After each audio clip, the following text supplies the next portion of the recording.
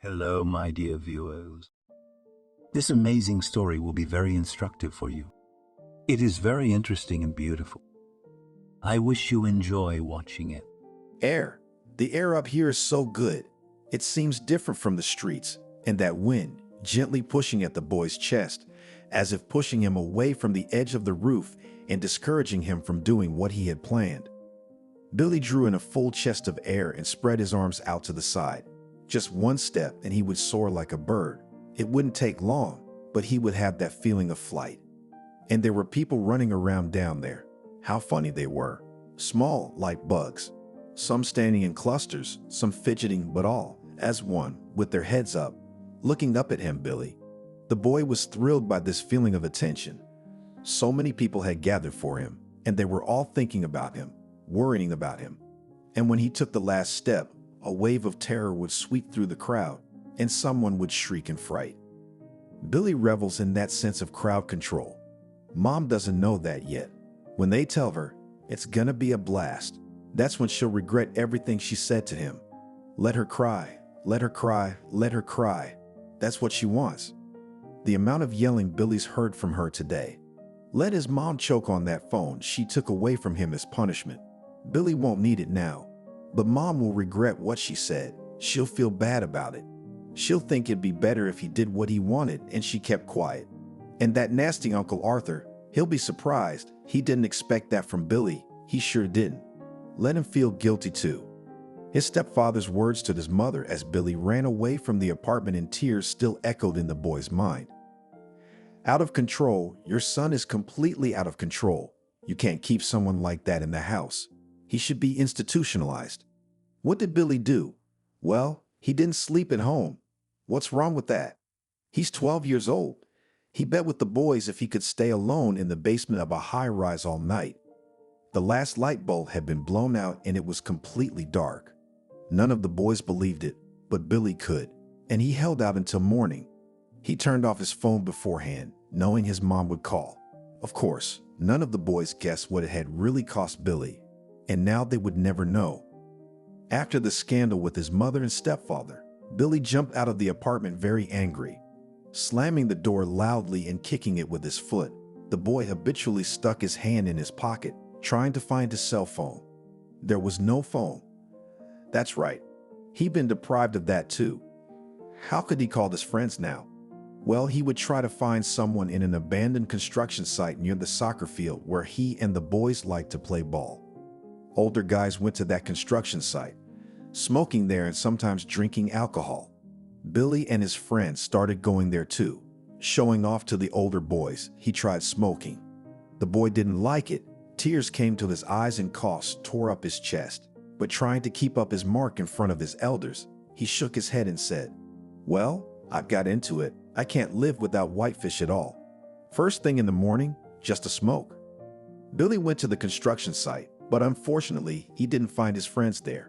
3 older boys were sitting on stacked bricks. Billy knew 2 of them well. They had been here often and were in the same high school as Billy in the graduating class. But the third, who at the boy's appearance quickly hid something behind his back, was a stranger to Billy. "That's Billy. He's a friend. You don't have to hide it," said one of the boys Billy knew. "Billy, are you here for a smoke?" "Yeah," Billy answered importantly. "I wanted to find my boys here. I'm out of cigarettes." The unfamiliar guy took out a cigarette from behind his back, puffed it greedily and passed it around. It wasn't even a cigarette, but a cigarette, and it wasn't filled with tobacco, as Billy guessed at once, though he'd never seen such things before. "Do you want a drag?" The stranger squinted at Billy slyly. "What's the matter with you?" One of the construction workers choked on the smoke. "He's just a kid. He's too young." "It's all right. Let him try. Come here, kid, give it a try." The boy handed Billy a cigarette with an unfamiliar, sweet odor. The boy approached, eyeing the cigarette warily. He didn't want to take it, but it was embarrassing to lose face in front of the boys. After the first puff, the boy coughed violently. It seemed as if he was going to spit out his insides. It's okay. It happens. Try again," the strange guy encouraged Billy. And Billy did. His head felt foggy and his body felt unusually light. Thoughts flowed smoothly, measuredly, and suddenly felt so good. The boy came out of the construction site swaying slightly. He wanted to fly. That's right, to fly. Billy didn't realize how he had climbed to the roof of the apartment building, but he remembered his thoughts at that moment. Now I'll fly over the city, over the people, and there will be nothing else. Neither the eternally disgruntled mother nor the stepfather who looked at me with a prickly look and curved his lips contemptuously at my appearance. And most importantly, I won't have to go back home, where I'll be nagged and called the difficult child again. The boy stretched his foot forward and thought of his grandmother. How upset she would be. As luck would have it, she was visiting at their house right now. She has something with her heart.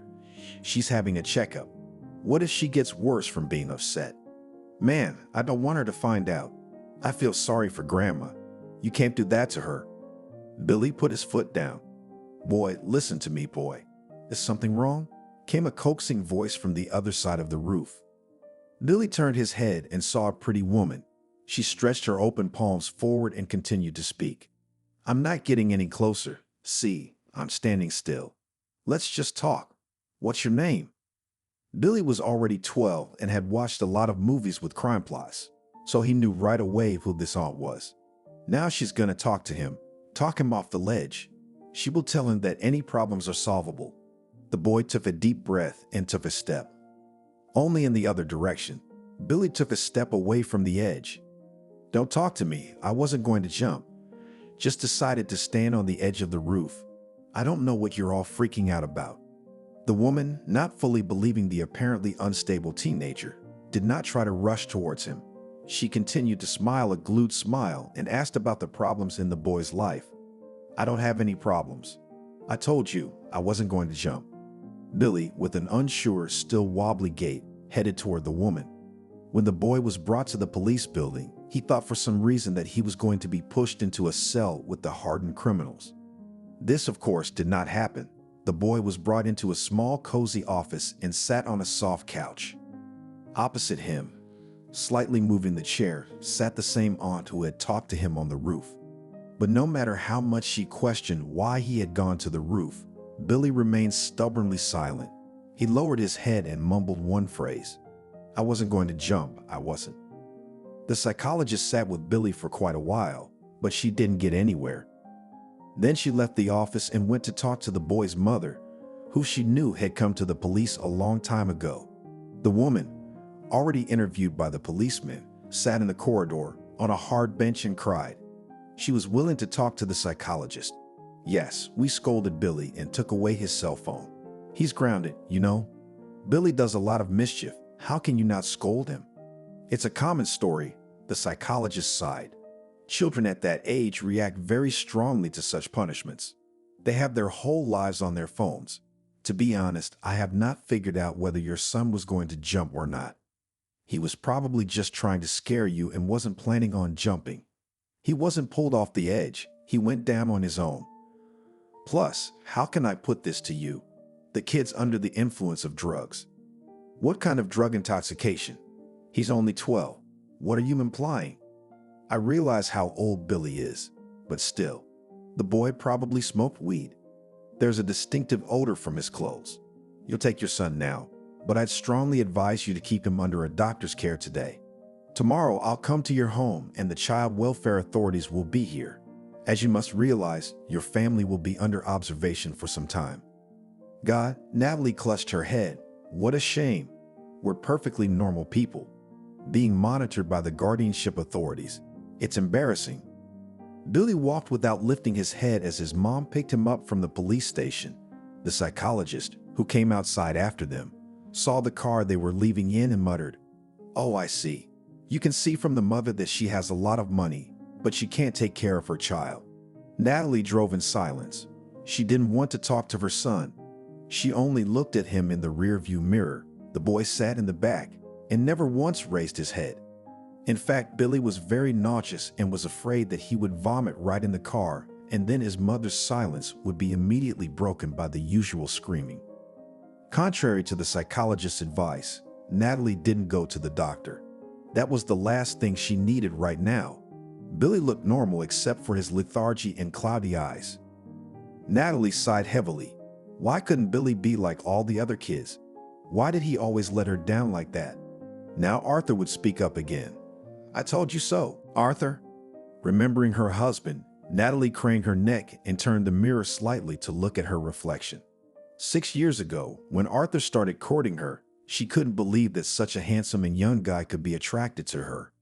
At that time, the woman was already 38, and Arthur was not even 30. In addition, Natalie had never shone with beauty. Men never paid her any attention. Vankin's father was a fleeting affair and immediately slipped away when he learned that her friend was pregnant, and Natalie hadn't been in a relationship since. And then there's Arthur. Her friends whispered enviously that the guy had stolen Natalia's money. She really did earn very well and was considered a wealthy lady. At first, the woman herself thought so, but Arthur melted her heart, convinced her of his love. And even though he does not work anywhere, but all of Natasha's free time they spend together, his husband is so caring and attentive. Natalie felt herself blossoming like a spring flower under the rays of simple female happiness. Except for Billy. When Natalie and Arthur married, Billy was only 7 years old, but he had already taken his stepfather in stride. He couldn't bear to have him in the house. Natalie understood why his son reacted the way he did. The boy had been spoiled by his mother's love and attention, and he didn't want to share it with anyone. But Mom deserved to be happy too, didn't she? Why should she devote herself only to her child when she finally, for the first time in her life, has a man who loves her and is ready to marry her?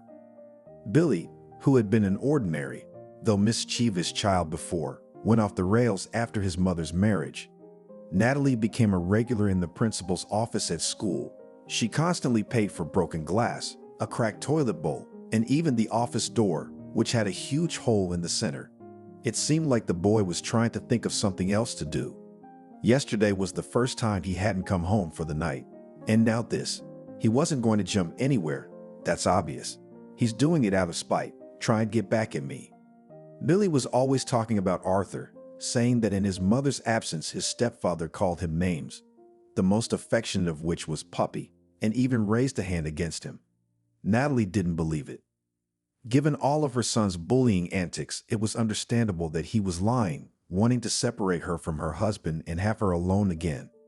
To be fair, her husband had spanked Billy a couple times in front of her. Just a couple of times in front of her. The woman didn't see anything wrong with it. The boy could use some manly training. The woman drove up to her house and pulled into her favorite parking spot. She got out of the car and waited for her son. But the boy continued to sit in the car. Natalie abruptly yanked open the back door and hissed, "What are you sitting there for, you little bugger? Get out of the car now." "I don't want to." Billy shook his head. "I don't want to go home." Natalie grabbed her son by the sleeve of his expensive sweatshirt and pulled, not afraid to tear it. Arthur was always grumbling that his wife dressed the boy too well, and with the way he handled things, she shouldn't spend so much on the kid. The woman only hummed in response. Her son's clothes were no comparison to how much money she spent on her beloved husband. That's the one who was definitely dressed to the hilt. Natalie always liked to see women staring at her husband, even when she walked beside him. Natalie was proud that this handsome man belonged to her and only to her. "Are you coming out today or not?" The woman pulled her son with all her might. The sweatshirt rattled, coming apart at the seam. Billy rolled out of the car, almost falling to the pavement. "Is Uncle Arthur home?" the boy asked, giving his mother a sidelong glance. "Of course he's home. Where else would he be? He's waiting impatiently for you," the woman shouted. "Mom, I really didn't mean to jump off that roof. I just climbed up there to look down." "I don't doubt it. Go on." Natalie pushed her son in the back. "We'll talk at home." Arthur looked indignantly at Natalie and Billy as they entered the apartment. He had been running through the windows for a long time, waiting for them, and finally he saw a familiar car pulling into his parking space. The man stepped out into the hallway. "Brought the bastard?" he asked his wife with a contemptuous curve of his lips. "And what are you, bastard? You do not live in peace. You have already taken to the roof?" Arthur was boiling with anger. How annoyed he was with this little scoundrel.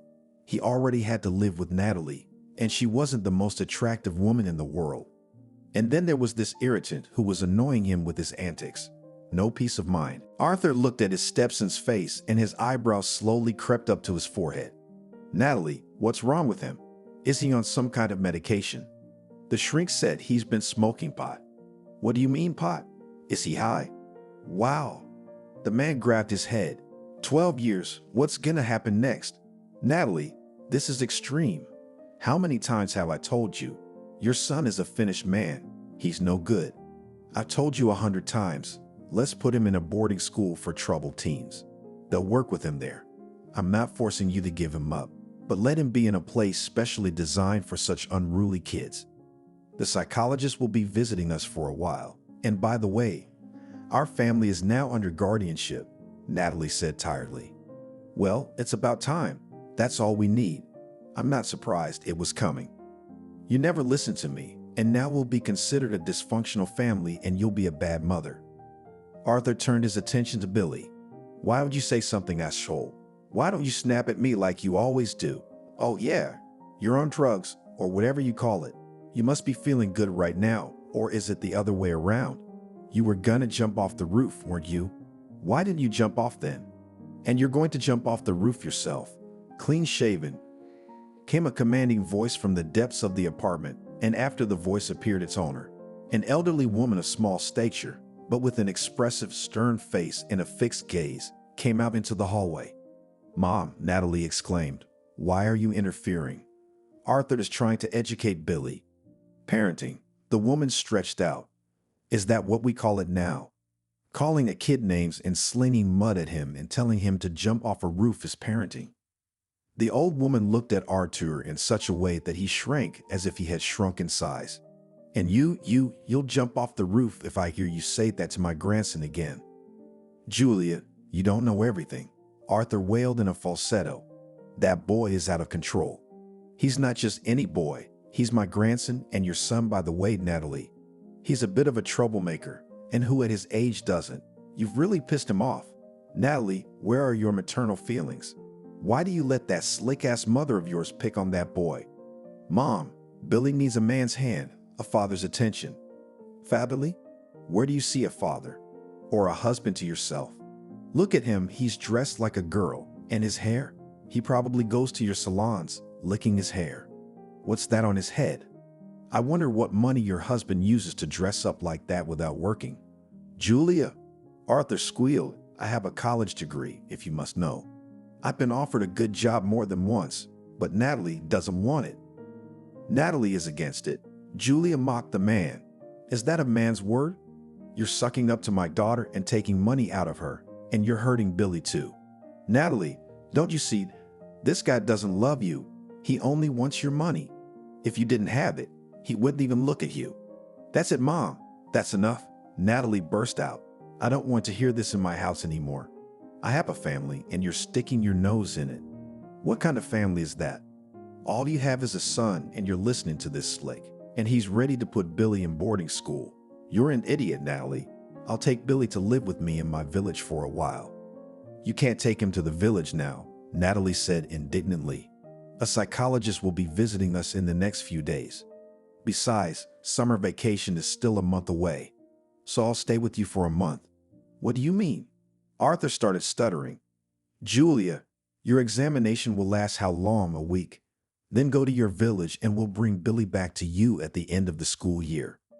Natalie saw the look Arthur gave her when she said that. He could hardly tolerate his mother-in-law's presence in the house, having agreed only for the time she was undergoing a physical examination. Mother, what are you really doing? We don't mind Billy staying with you this summer. It's not a bad idea. We'll bring him ourselves, and you can go away. You've got a farm there. What about your cow and your chickens? The neighbor will look after them. I said I'll stay, so I'll stay. You won't kick me out. Don't forget, daughter, I bought this apartment for you when you weren't earning so much. So I have every right to stay here as long as I want. Come into the kitchen, Billy. I'll make you some tea. I've got some herbs I brought with me, and I'm going to brew you a nice flavor. Julia approached her grandson, unceremoniously pushing Arthur and her daughter out of the way. Billy stood with his back against the front door. The boy hadn't said a word the whole time, preferring not to interfere with the adults' squabbles. When Billy heard about the village, he was sad at first. He didn't want to go there at all.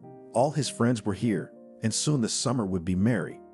On the other hand, would it be a fun summer for him?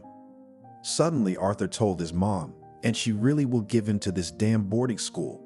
Better the countryside. Plus, close to his grandmother. Billy loved his grandmother. Despite her bossy character and stern speech, he always felt love from her.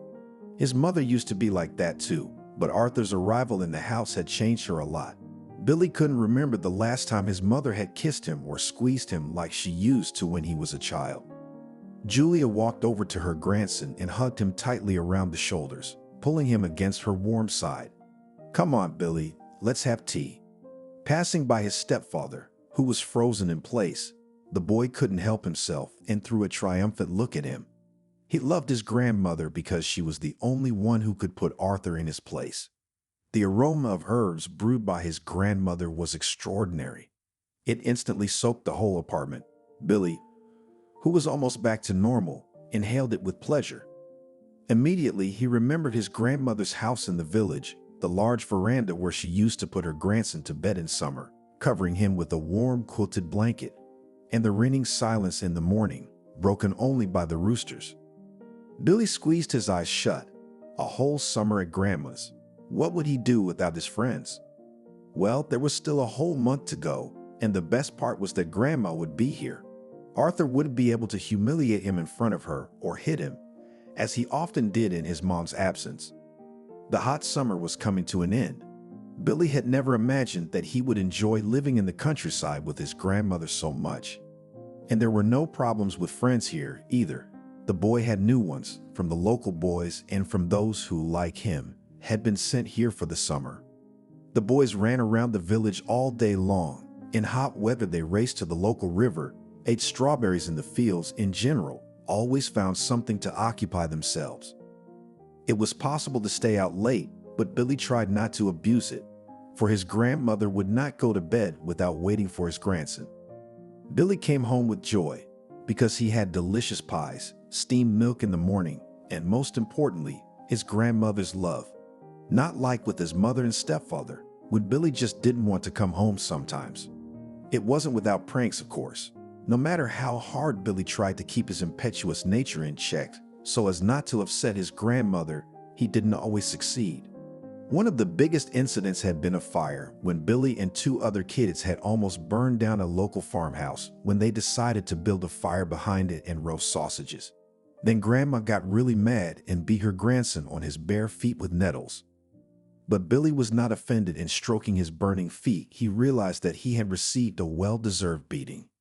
It was only a pity that the summer flew by, and in the last days of August, Natalie came to pick up her son. The woman came alone, without her husband by train. She didn't stay the night, despite Julia Stepanovna's entreaties. "Mom, I can't stay late.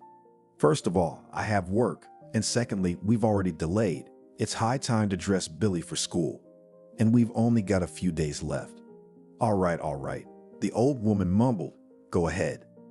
But look after your husband, Natalie, and don't let him torment Vanya. It's not right." "Yes, the boy's a spoil sport, but you weren't so good when you were a child either. Remember yourself and don't scold Billy unnecessarily." Natalie was silent to all her mother's admonitions and only moved her eyebrows. It was strange, but she didn't seem to miss her son at all. This summer had been wonderful for her. Arthur had been more attentive than ever, also always calm. No one else disturbed the peace of the family, and the couple managed to go on vacation at the sea without Billy and his constant antics. But all good things come to an end. Like summer, and there's no getting away from it. Billy has to go to school, so I had to pick him up. Natalie hoped that in 3 months her son had matured and settled down a little. Arthur met Billy calmly and even kindly, which the boy was surprised by. Of course, Billy couldn't have guessed how much his stepfather was actually waiting for him to come home, just not with the best of intentions. Arthur's life wasn't standing still this summer either. The man had a new girlfriend, a very young girl, long-legged, beautiful. Natalie worked a lot, so Arthur had enough time to spend with his new girlfriend. But to go out with a girl like that, you needed money. Young beauties have big demands, and although Natalie did not limit her husband in money, but still, for large sums, had to at least somehow account for it. His wife could ask him at any time what he bought for such a sum. And here, a new girlfriend asked for an expensive cell phone. Arthur already broke his head what to ask his wife for money so as not to arouse suspicion, but he could not think of anything. It was at that moment that he remembered Billy, and an insidious plan emerged in the man's mind. On Friday of the first school week, Billy was hurrying home from school. It was kind of strange, but the boy was going to go with his stepfather to pick out a new refrigerator. Arthur himself had suggested it to Billy. The man had been telling his wife for a long time that the old refrigerator had fallen into disrepair. The food in it was getting frozen or spoiled. Natalie had no time to deal with the purchase, so she cashed in the money, asking her husband to buy the refrigerator himself. Unexpectedly, her stepfather asked Billy to go with him. The boy agreed. Somehow lately, the stepfather was not like himself, not picking on his stepson and talking kindly. Because of this, Billy himself began to try to keep himself in check.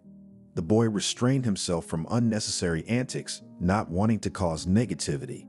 He agreed to buy a refrigerator with his stepfather. Maybe if his relationship with him improved, his mother would be nicer to him. Billy entered the apartment almost at the same time as his mother, who had arrived from work and had been summoned by Arthur with an urgent call. "What's the matter?" the woman asked. "Why are you yanking me around in the middle of the workday? What's wrong?" At these words, Natalie glanced at her son, who was throwing his briefcase off his shoulders, and exhaled a sigh of relief. After her husband's call, she had certainly feared that the call was related to a new prank, but apparently it was not. The son entered the apartment quite calmly.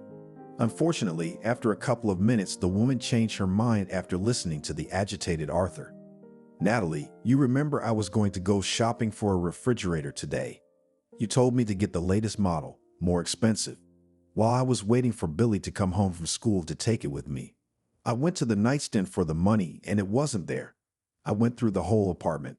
Natalie, the money's gone." "What do you mean, it's gone?" Natalie was confused. "Did you take a good look?"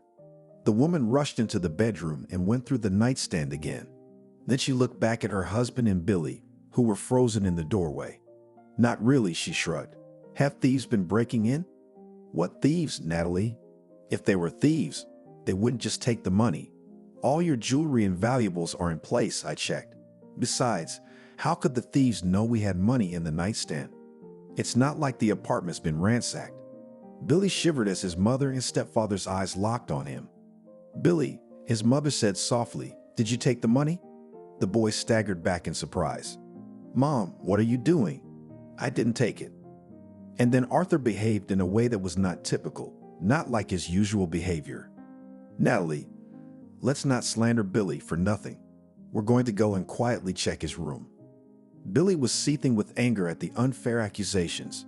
Anger and a burning resentment that turned to surprise when his mother pulled from under his mattress a carton of cigarettes, a new speaker, and a few other inexpensive little things that had obviously been bought recently. "This isn't mine," the boy blinked his eyes. "This is the first time I've seen all this." Tears of resentment covered his eyes, and he could not see the time of departure of the train to his grandmother's village on the scoreboard. The teenager was at the train station, and he had come here on foot after he had jumped out of his apartment without even having time to change his clothes. Right in his school suit. He didn't even take his cell phone out of his briefcase. He didn't have time for that. It was a long walk to the train station, and it took a long time to get there, but Billy couldn't calm down. Tears of resentment flowed by themselves, and the boy rubbed his eyes, turning them into narrow, swollen slits. How unfair it was. Why didn't his mother believe him? Yes, Billy could do a lot of things, but he would never steal. He wouldn't take an extra dime without asking. He didn't shoplift, although there were some of his friends who would slip a candy bar from the supermarket shelf into his pocket. Billy had always had a very negative attitude towards stealing. Did Mom know that? She looked at him with such contempt, as if he were a stranger. And his stepfather only added fuel to the fire. All the goodwill he'd shown the boy in the last few days was gone. He screamed, spitting spittle. A thief, a petty, sneaky thief. Stealing from his own people, from his own family. Stealing from his own mother. You shouldn't be allowed in the house, you thief. You belong in juvie. I didn't take anything. I didn't take anything. Mom, Why don't you believe me?" Billy shouted desperately. "Where did all this come from?" The woman pointed her hand at the things found under the boy's mattress, spread out on the bed. "Can you explain what you bought it all with?" "I can't, I didn't. It's not mine. I don't understand where it came from." Stupid to deny. Natalie remained calm for some reason. But that calmness frightened Billy even more, and even more so, his mom's stare. She'd never looked at him like that before, not even when he'd almost jumped off the roof. Arthur continued to yell, using his usual vocabulary and calling the boy nasty words. That's when Billy boiled up and allowed himself something he'd never allowed in his stepfather's direction. "Shut up," he shouted. "Shut up, you creep. You're lying. You're lying." Arthur stumbled back in surprise and stood staring at the boy with his mouth open. Billy didn't see it anymore. He couldn't see anything in front of him. A burning resentment swept over him and he ran headlong out of the apartment. At first, the teenager ran, running for his life. Then he took a step. Where to go? What to do?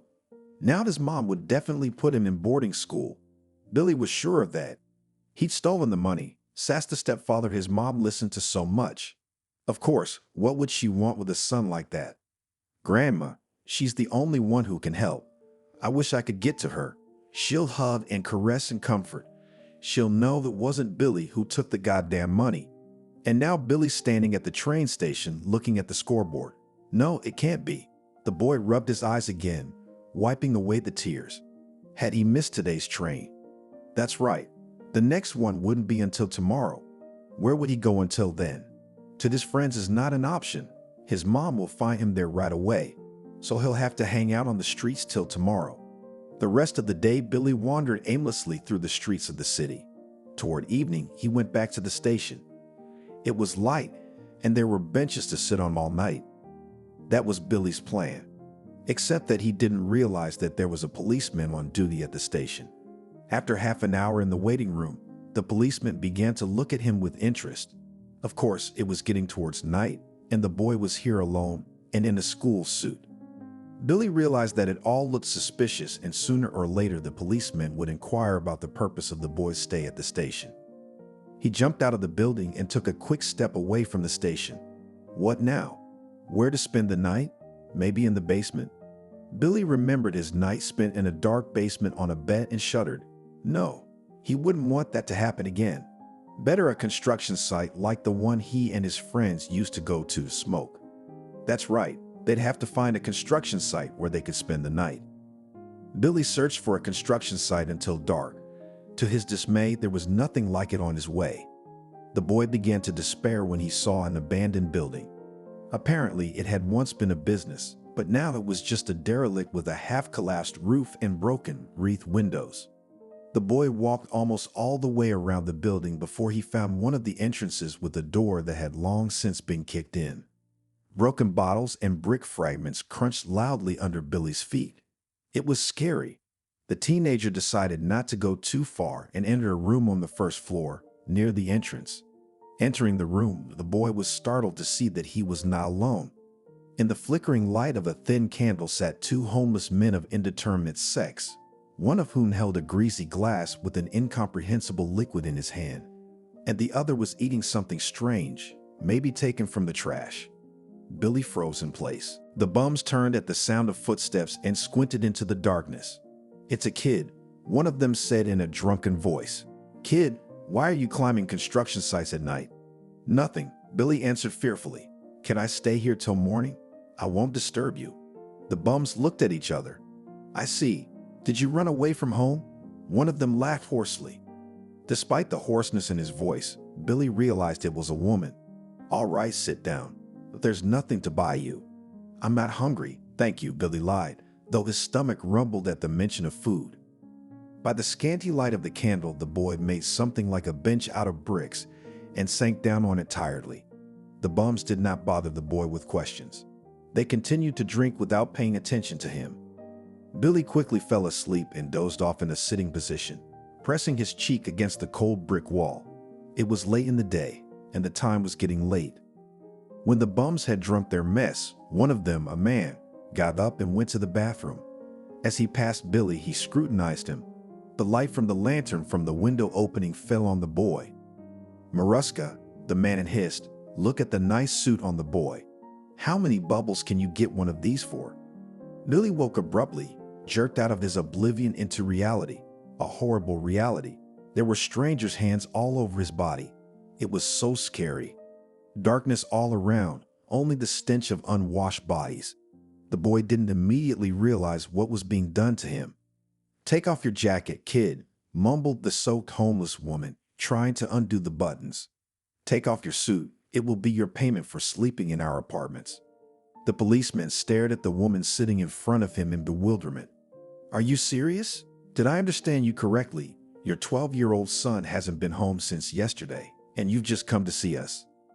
Natalie hesitated. You see, here's the thing.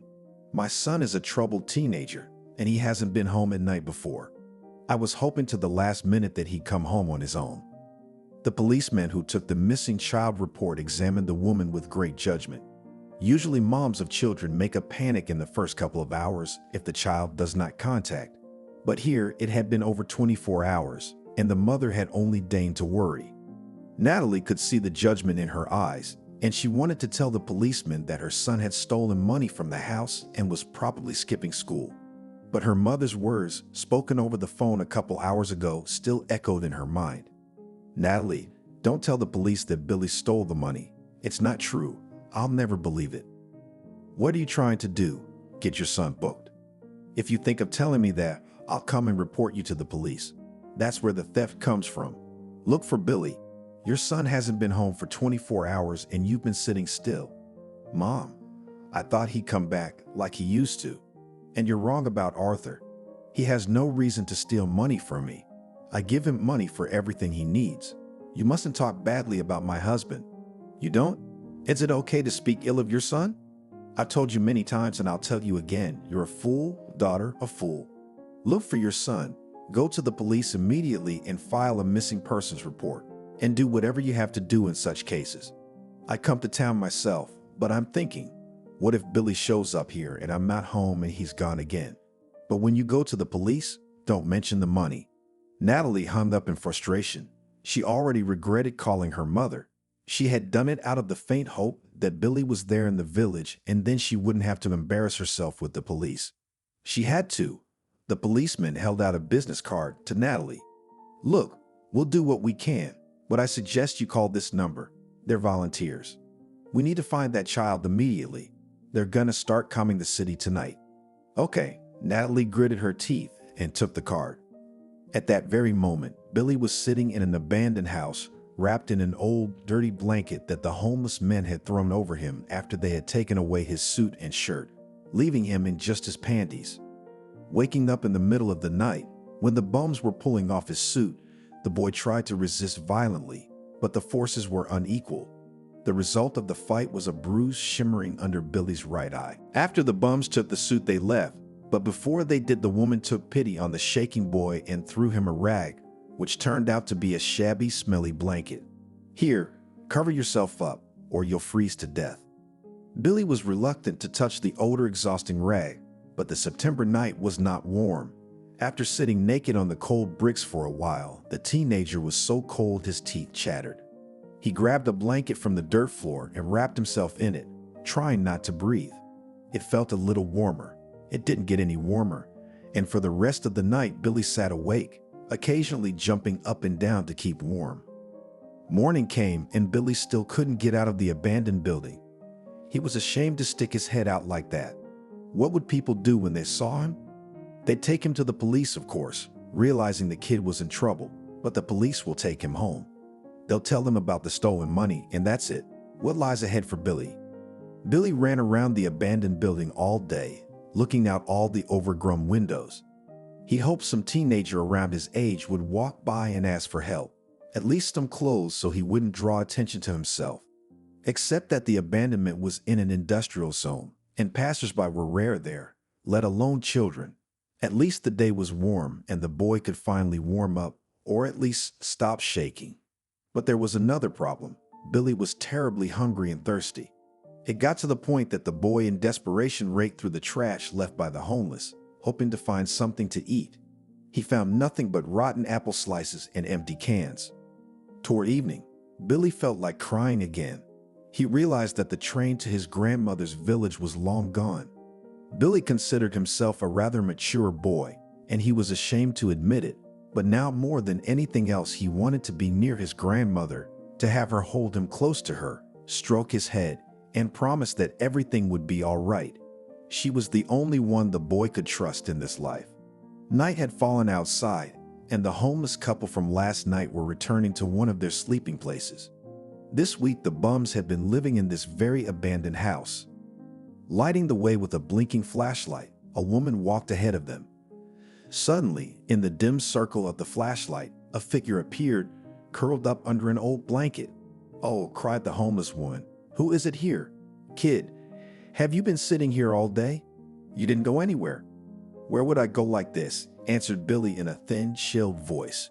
The hobos were very lucky to have the suit. When they saw it on the boy yesterday, even they realized that it was expensive. Natalie's desire for nice things had played tricks on Billy. "Do you have any water?" Billy asked. "Oh boy, you must be hungry. All right, we're going out tonight. Come on, we'll feed you." In a couple of minutes, the teenager sat next to the homeless man who had robbed him by the wavering light of a thin candle, stuffing his mouth with Sprat and tomato sauce and drinking water from a dirty bottle, forgetting his squeamishness. When the satiated boy moved away to his stack of bricks and tried to doze off, the woman who had gotten drunk on alcohol, which, by the way, had been bought with the money from Vanya's suit, said to her drinking buddy, "We should get some clothes for the boy in the morning." "No way," muttered the drunken bum. "I'm not going to spend money on him. Nobody's talking about buying him. We'll look for something at the dump. What do you want him to do? Die here because of us?"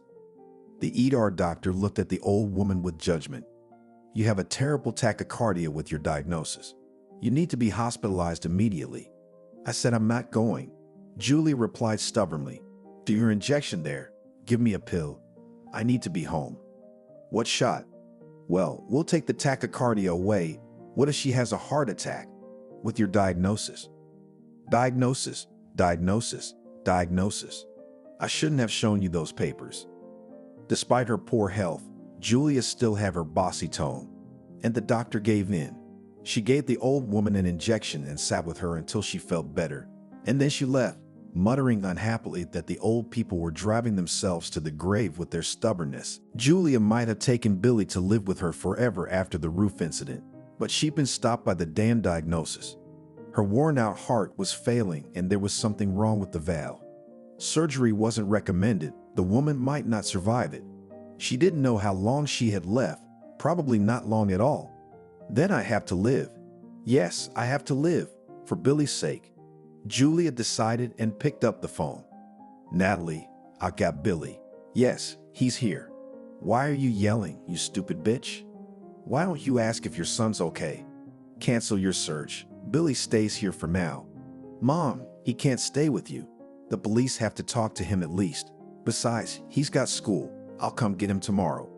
"Don't bother. I'll bring my grandson to town myself. I'll stay with you again for a while. I can't leave the boy with you."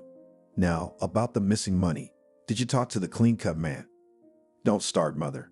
I told you before, Arthur couldn't have taken the money." "Who do you think did? Billy? If you talk to him about your money, I'll give you a life of paradise with your slick. I'm still in condition, you know me. You don't want to open up about your Arthur, then forget about the money, but don't you dare mention it to Billy." Julia had a lot more to say to her daughter before she hung up.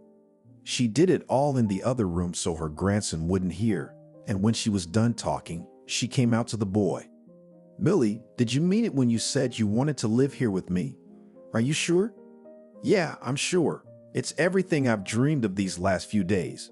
This summer was the best summer of my life. I wanted it to never end. I don't want to go home and see Uncle Arthur and Mom." "Not even Mom?" Julia asked quietly. Billy lowered his head. "Yes, and Mom too. She listens to Uncle Arthur all the time and swears at me. That's how she could believe I stole the money. You knew right away it wasn't true. Sooner or later my stepfather would convince my mom to put me in boarding school. It's nice that we have a big village with a school. It's only till the 9th grade, but we'll see. Do you agree to study in this school, Billy?" "Yes, I agree," nodded the teenager with hope. Then we'll fight to keep you with me. We'll fight until we win, Julia said. Natalie drove the car with irritation. She braked sharply at the red light and missed the moment when the light turned green. They honked impatiently behind her. Blink your own horn, Natalie muttered angrily. She was very angry. Angry at her mother, who'd started this whole custody thing with Billy. Not that the woman was against her son living in the village for a while, but it would have to be unofficial, without any paperwork. On the other hand, to transfer a boy to a village school, you need a reason. So Julia had made a mess of the custody thing. Natalie was somewhat surprised when the guardianship officers, who had been visiting their home for a long time, sided with the grandmother. For some reason, they didn't like the situation in the family. And then there was the psychologist who had visited Billy after the incident on the roof. There was even talk of terminating Natalie's parental rights, but she rebelled. What do you mean, termination? Why would she be so embarrassed? Is she a bad mom? Billy is clothed, the fridge is stocked, and everything is the best. No, Natalie couldn't agree to that. So Julia asked her daughter to voluntarily sign the papers for Billy to stay with her temporarily for family reasons. What kind of custody could mom get with her diagnosis? If the caseworkers found out about him, they'd be out of the question. But even then, Julia threatened her daughter, saying that if her daughter mentioned her heart, she'd give them a good time. She'd move right in with them. I'll never leave my grandson again, the old woman said. If you don't give him to me in the village, I'll come to live with you, and you can't do anything to me. Do not forget who bought your apartment. Arthur, having learned about such statements of his mother-in-law, waved his hands at his wife. Natalie, sign everything. Let Billy live with her. You know that she will not rust. She can fulfill her threats. Well, if the old lady wants a mess, let her have it in the form of an out-of-control grandson. It's embarrassing, Natalie shrugged. It's embarrassing in front of people. How will I explain to my acquaintances why my son lives in the village with his grandmother? It doesn't matter. People. I don't care what they say. But remember how we lived the last summer and imagine that it will always be like that. And so Natalie was on her way to sign the papers. She'd been pulled out of work. The woman decided to sign, even though she was angry. It's embarrassing in front of her friends. Well, let them say what they want. At least now in my family with Arthur will reign in peace, muttered the woman and accelerated at the traffic lights, rushing forward. Oh, how cool it is here. A girl with a rare name, Martha, was running her fingers over the expensive finish of the hallway. Arthur, why haven't you ever brought me here before? Your Kikimora's always at work. Arthur brought home his girlfriend for the first time and was very nervous. Although on the one hand, what was there to be nervous about? The man knew that Natalie wouldn't come home until the evening. It was like that every day, and Martha had asked him to come home a long time ago. Martha knew he was married and was privy to many aspects of her and Natalie's married life, and the girl was fine with that. She didn't care that her new chosen one was a married man, as long as he made her expensive gifts more often. Martha went into the living room and sat down on the sofa. How nice. I don't know why you and I have been staying in hotels so far. You said yourself, the Kikimora is never home during the day. Come here, Arthur. The girl's eyes fell on the home theater and she jumped up from the couch. Cool, let's put some music on with you. Does he boom loudly? What music? The neighbors. What neighbors? It's daytime, and in the daytime you can do anything, even renovate your apartment. Turn on the music. Arthur obeyed the girl's wish, but didn't turn up the volume much. He was afraid that Natalie's neighbors would report how he was having fun in her absence. His wife might find it suspicious. Arthur was not a music lover. The man was stiff, feeling out of place, having brought Martha here. It was unaccustomed.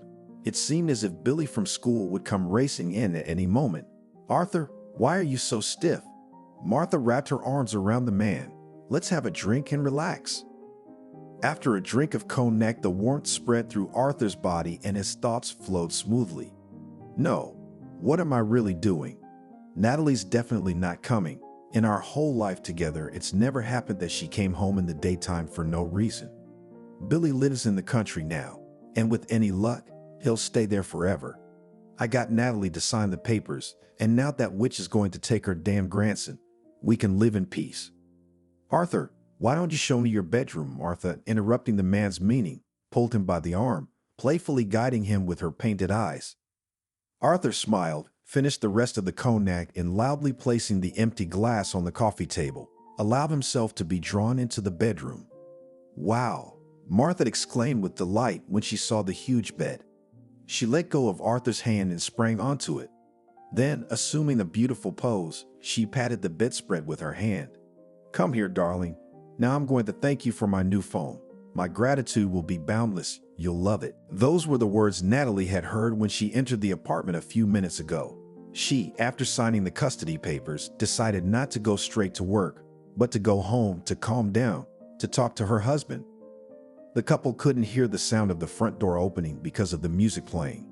The landlady was stunned in the hallway when she saw the young woman's sandals. Even then, Natalie felt a pain of suspicion. She tiptoed toward the bedroom. Her legs were pounding and shaking, but she could make out the words of the young, pretty girl who was sprawled on her bed. "A cell phone, huh?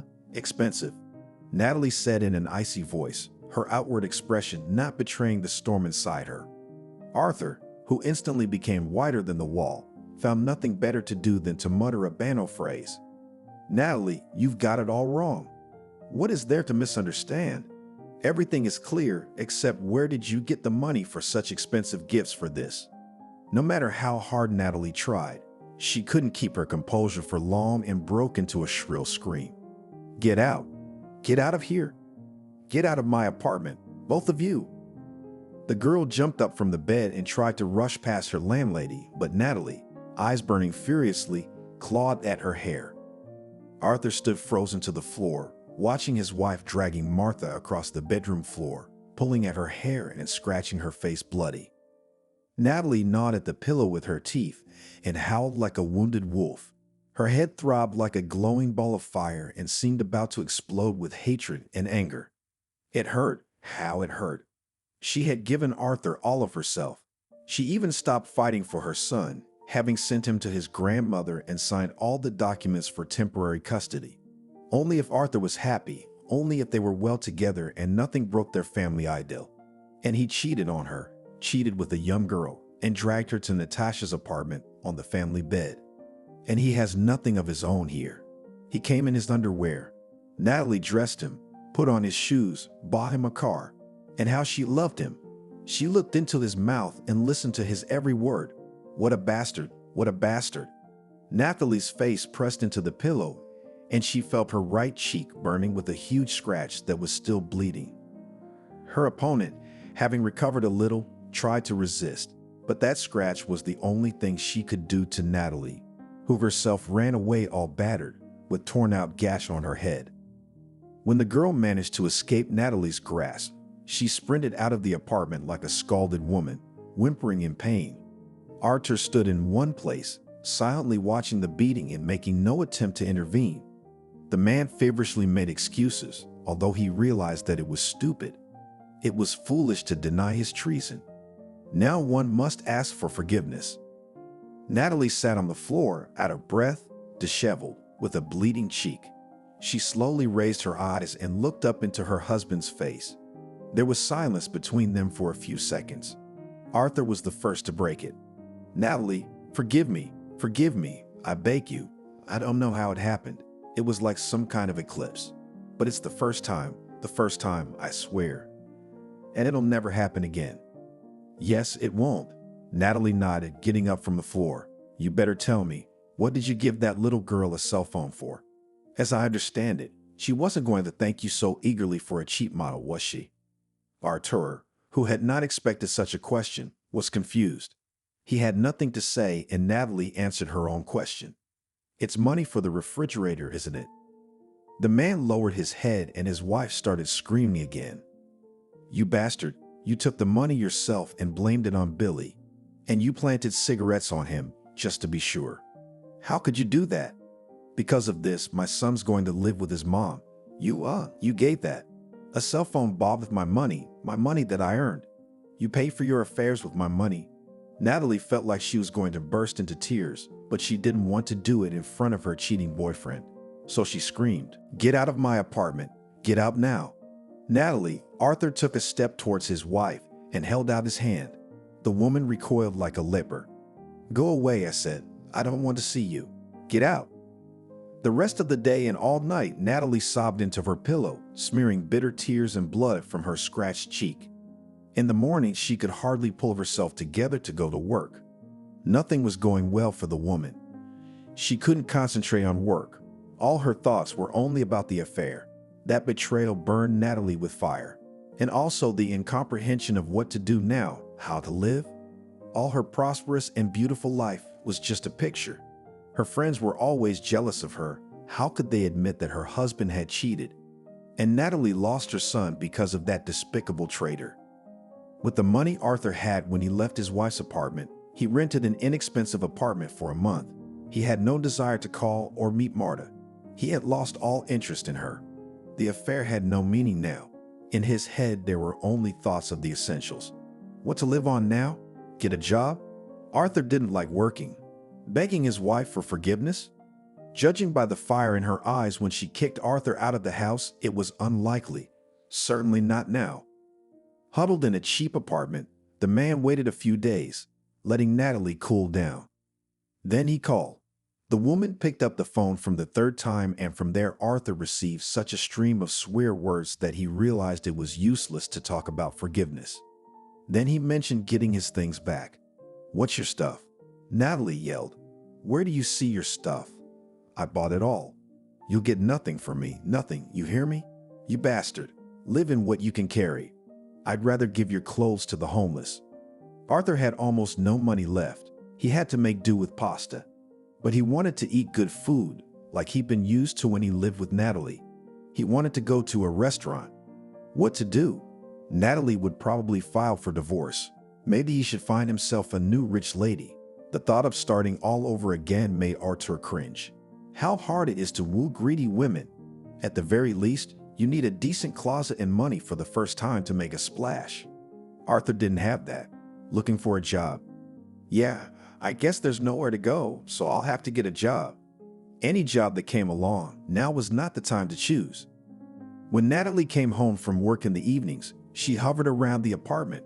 There was nothing to occupy herself with. The pain of the affair was still there.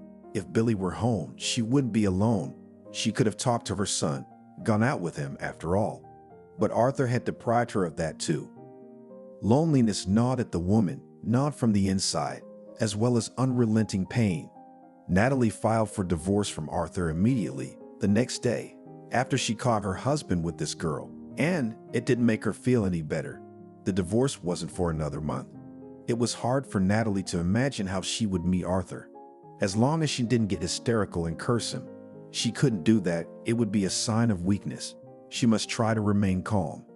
It seemed to Natalie that her husband would keep trying to contact her, begging for forgiveness. But a week had passed and her husband had called only once, and that was about things. Natalie's mind was filled with horrible images of him living with that girl. It made it all the more painful. Billy liked living in the country. No, not in the country, at his grandmother's. In the city, of course, was better, but there was no grandmother there. Only now the boy was happy when he came home from school. And even if there were not even 10 people in his class, but they were friends, many of whom the boy had made friends with during the summer. And then there was Leslie, unapproachable classmate Leslie, whom Billy didn't know which side to approach, but whom he liked a lot. The girl, like him, had moved to the village from the city, only with her parents. They'd sort of decided to go into farming. Leslie was wary of the local boys, especially Billy, who was known as a bully. But nevertheless, in time, Billy found an approach to the unapproachable girl. All these worries gave Billy's life a special meaning, and he tried to behave more solidly, more mature. When he had a tricky idea in his head, his first thought was, how would his grandmother feel about it? Wouldn't she be upset? Trying not to cause her unnecessary anxiety, so as not to cause another attack of pain in the heart, the boy denied himself many tricks, but this did not make life less interesting. Billy ran home elated. Today, Leslie had let him walk her home.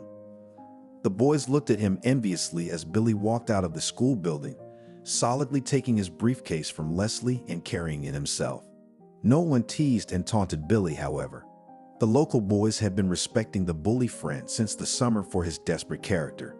The boy was in such a hurry to tell his grandmother about Leslie that he didn't notice the familiar car peering out of the neighborhood or the raincoat hanging on the wooden rack. It wasn't until he burst into the kitchen that he found his mother drinking tea with a sweet cake. "Billy, hi. Are you here yet?" The woman jerked, intending to get up from her seat, and Billy involuntarily took a step backward. Natalie grimaced and sank back onto the stool. "What are you doing here?" Billy asked gruffly, afraid that his mother might want to take him back to town. "I came to visit you, and I can't." The woman jumped up. "Natalie, don't be so hard on your son. Give him a kiss or something." "It's been a month," Julia frowned. "I don't think Billy's very happy to see me." "What's there to be happy about? The kid hasn't had much fun living with you these last few years." "Well, there's no need to reminisce. Billy, sit down and have some pie while it's warm." "I'll eat at my place," Billy replied. And after he had piled the pie on his plate, he left the kitchen. Natalie looked after her son with resentment. It's okay, Natalie," Julia said softly. "Billy's mad at you, of course, but he's easygoing. You should at least repent to your son. Tell him you found out who took the money. You could apologize to Billy." "I was going to, but he's so..." Natalie shrugged. "So prickly. You should come visit us more often. Billy will come around. Now that you finally opened your eyes to your slicker and kicked him out, life can go differently. I'm not young, and as you know, I'm sick. You get your son's trust back and he'll come back to you. If things work out between you two, I'll be happy. I'm enjoying my life with Billy, though. It's like I'm younger. It wasn't easy being alone." "Yes, it was," Natalie sighed, her eyes downcast. "But don't worry, being alone is good for you. You've realized what your husband is, and thank God. What's going on with the divorce, by the way? Are you free?" "No, Mom. Arthur didn't show up in court. The divorce has been postponed for a month." "What do you mean, postponed? What's that all of a sudden? You have no children together, nothing to divide. You could have insisted if you wanted to. Are you getting soft again?" "I'm not soft. We'll be divorced in a month. I might have wanted him to show up at the trial. I wanted to see his brazen eyes, but I'll see it in a month. Then we'll be divorced." "Mom, I came to get Billy. I wanted to take him home, and he's running away from me like hell." "What did you want him to do?" "Not all at once. You hurt your son. You hurt him bad. He suffered because of you. The boy's heart is ice-crusted and needs time to thaw. Take a leave of absence from work. Live with us for a while, and your son will be drawn to you." "I don't know. I'll think about it. Maybe after the divorce." Natalie left her mother with a heavy heart. Only at the last moment she took Vanya's things out of the car, hoping that she wouldn't have to leave them behind. She'd hoped to return to the city with her son. But Billy showed his unwillingness to communicate with his mother, and Natalie was unable to apologize to her son for the unfounded suspicion of money theft, though she had come here with that very intention. But she couldn't speak when she looked at her son, who was as prickly as a hedgehog. The woman left the village in the morning. This time she had come here by car. It was a long way back. Getting here, Natalie had imagined that she and Billy would drive home together and discuss many things on the way. But it didn't happen. As Natalie left the house, Billy came out too. It was time for him to go to school. The woman awkwardly, sideways approached her son and kissed him on the cheek for the first time in a long time. Billy let his mother do it, but afterward, he ran straight to school, remembering to wave goodbye to his grandmother. Natalie had a difficult journey home. Ahead of her was an empty apartment and anguish for Arthur.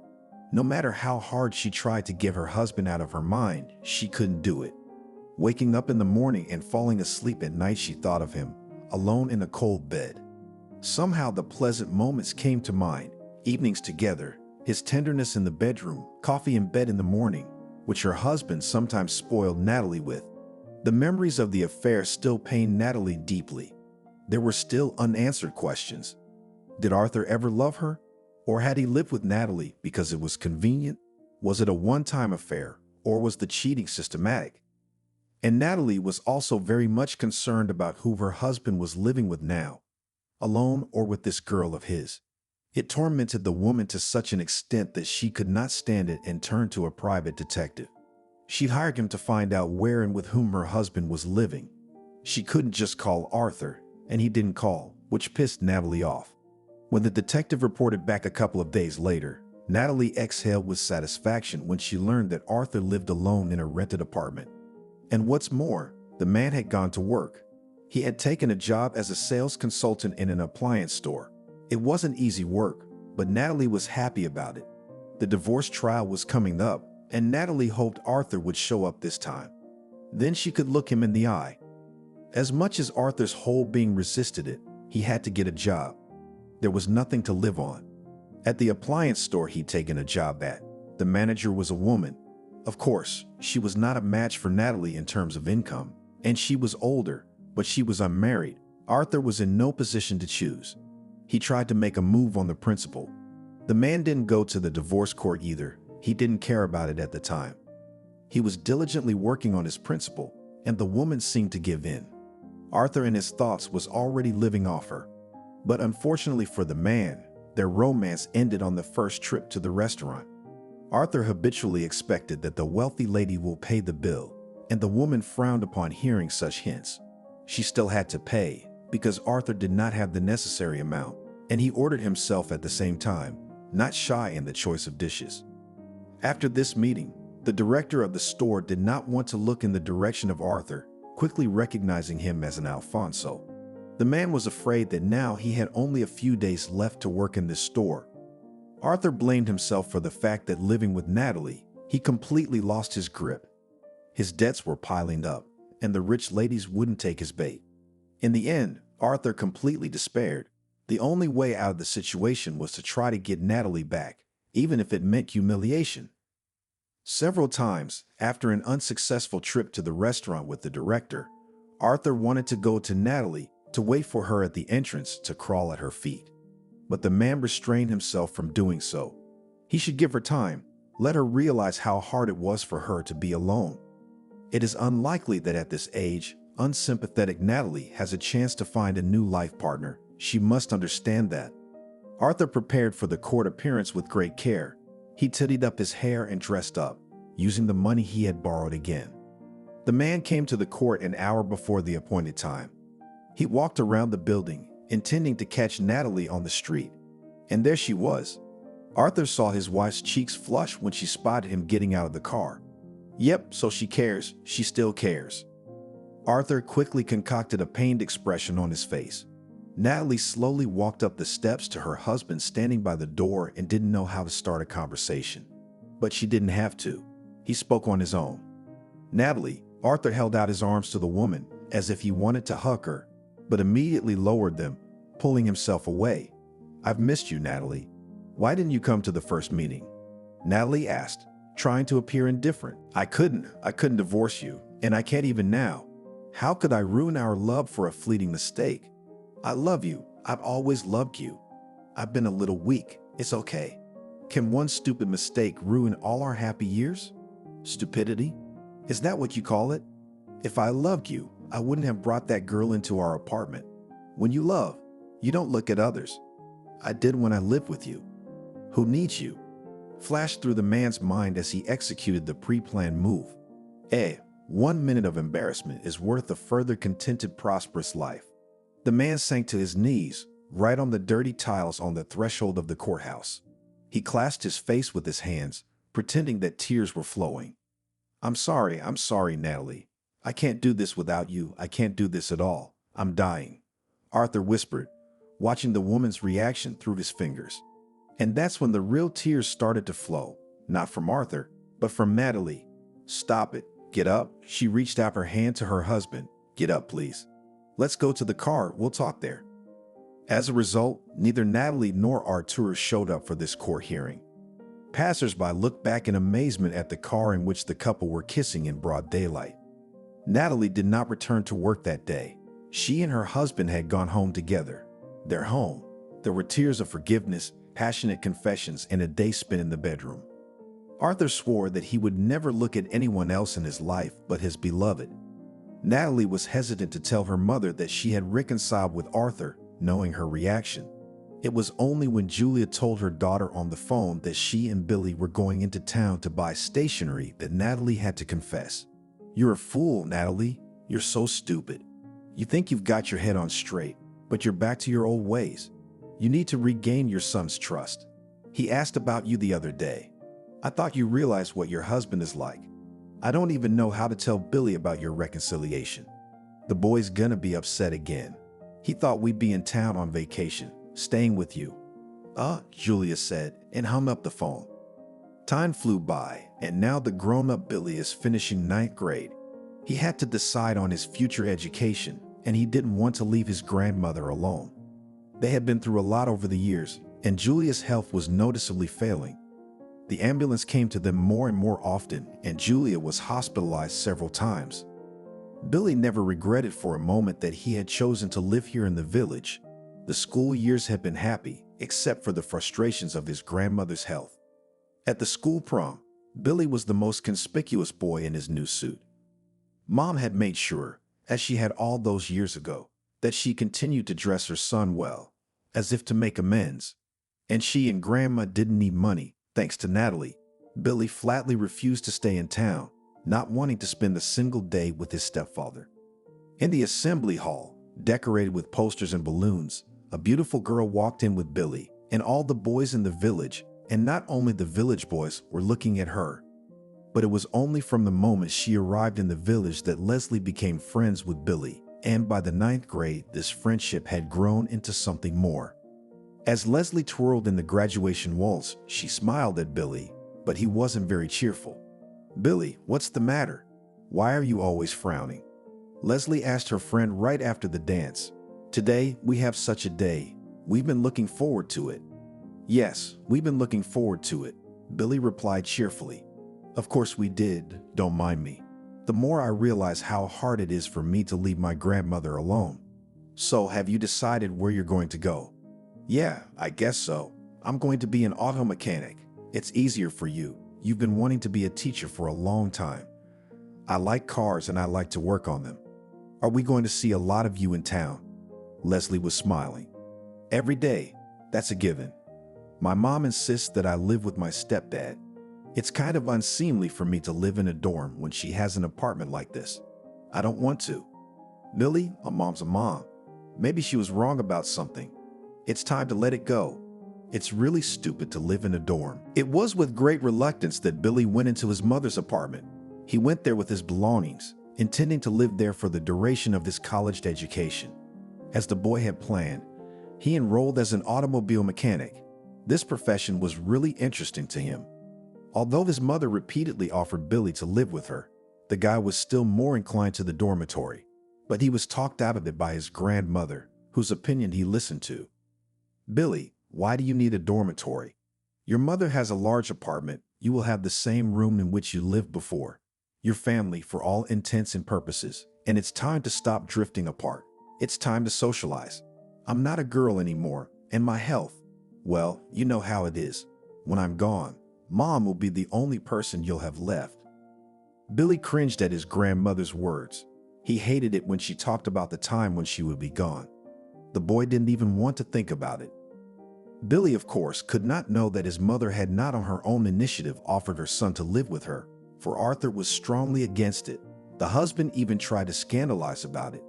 It was Julia said to her daughter that her son should live at home and not dormitories, while having a mother with a large apartment. And so Billy unwillingly returned to the house from which he had so gladly moved a few years before. Arthur didn't see fit to say hello to the stepson. The man mumbled something like, "Here he is, nobody missed me." With that, he strode defiantly into his and Natalie's bedroom. Billy went to make himself comfortable in his old room.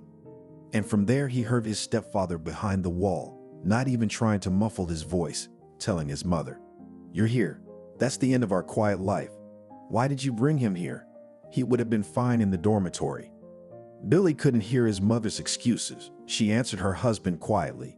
That's why the boy never knew that his grandmother insisted on his living here, sincerely wishing that his mother and son had finally found a common language. Billy, by habit developed in the village, woke up early in the morning. There were still a couple of days left before classes at the technical school, but today Leslie was to come to town. The girl was enrolled in teacher training and was going to rent an apartment with 2 of her friends. Billy wanted to meet his girlfriend and help her settle in. Billy was brushing his teeth in the bathroom when he heard a high-pitched conversation coming from the open kitchen door. "Natalie, what is this? What are you leaving me these cents for? I don't even have enough for lunch at the cafeteria. I was gonna change the oil in my car today, and the grenade is rattling, so I'm gonna have it serviced. Arthur, you know very well about my problems at work." Natalie exhaled tiredly. "I don't know how much I'll get paid this month. I've already been told that it will be much less than before, but I still have to figure out how much less. Let's do something about it. Maybe the service can wait." Natalie had never held a managerial position, but she was top-notch in her field. In addition, she could easily fill in for a translator and occasionally did the bookkeeping. The owner of the company Natalie worked for appreciated her abilities and diligence and expressed it financially. Only recently, to Natalie's dismay, he decided to move abroad and sold his company. Natalie did not get on well with the new owner. His eyes widened when he saw Natalie's salary. The man immediately said that he would not pay that much, and if a woman didn't like something, no one would keep her. Natalie tried many times to convey this to Arthur, but her husband didn't want to hear her and cut back on his spending. "No, I can't do that. If you can't maintain our old lifestyle, I'll have to get a job. You're the one who keeps resisting it. Yes, I'll get a job. I'll work in a cab. I'll work day and night. So what if I don't see you much, but I won't have to beg you for money? I'll have my own." That's it, Arthur." Natalie raised her hands in a conciliatory manner. "Take it. How much do you need for this service?" The woman dreaded these conversations Arthur was having about work, especially when he started to say that he would be a taxi driver at night. Who would he be driving around? Drunk girls. At the mere thought of it in the woman's head drew terrible pictures of how these girls seduce her beloved. And they would, because he was so handsome. In the end, Natalie, with a heavy heart, again laid out the amount that her husband demanded, realizing that now it is not affordable for her. It was this scene that Billy entered the kitchen. He said good morning and started frying eggs for breakfast. Natalie had run off to work and Arthur and Billy were the only ones left in the kitchen. There was an awkward silence between them.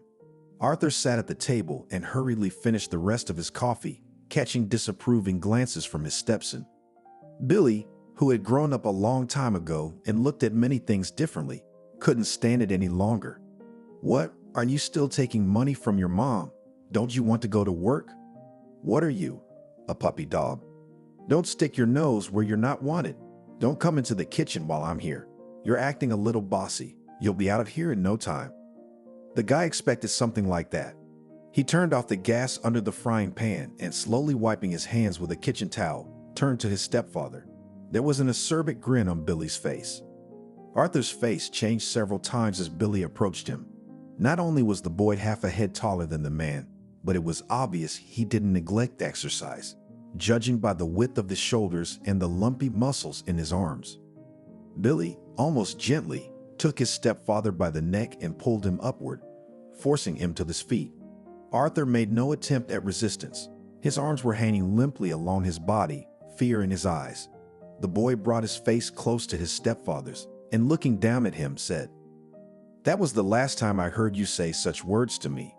If I hear you say it again, you're on your own.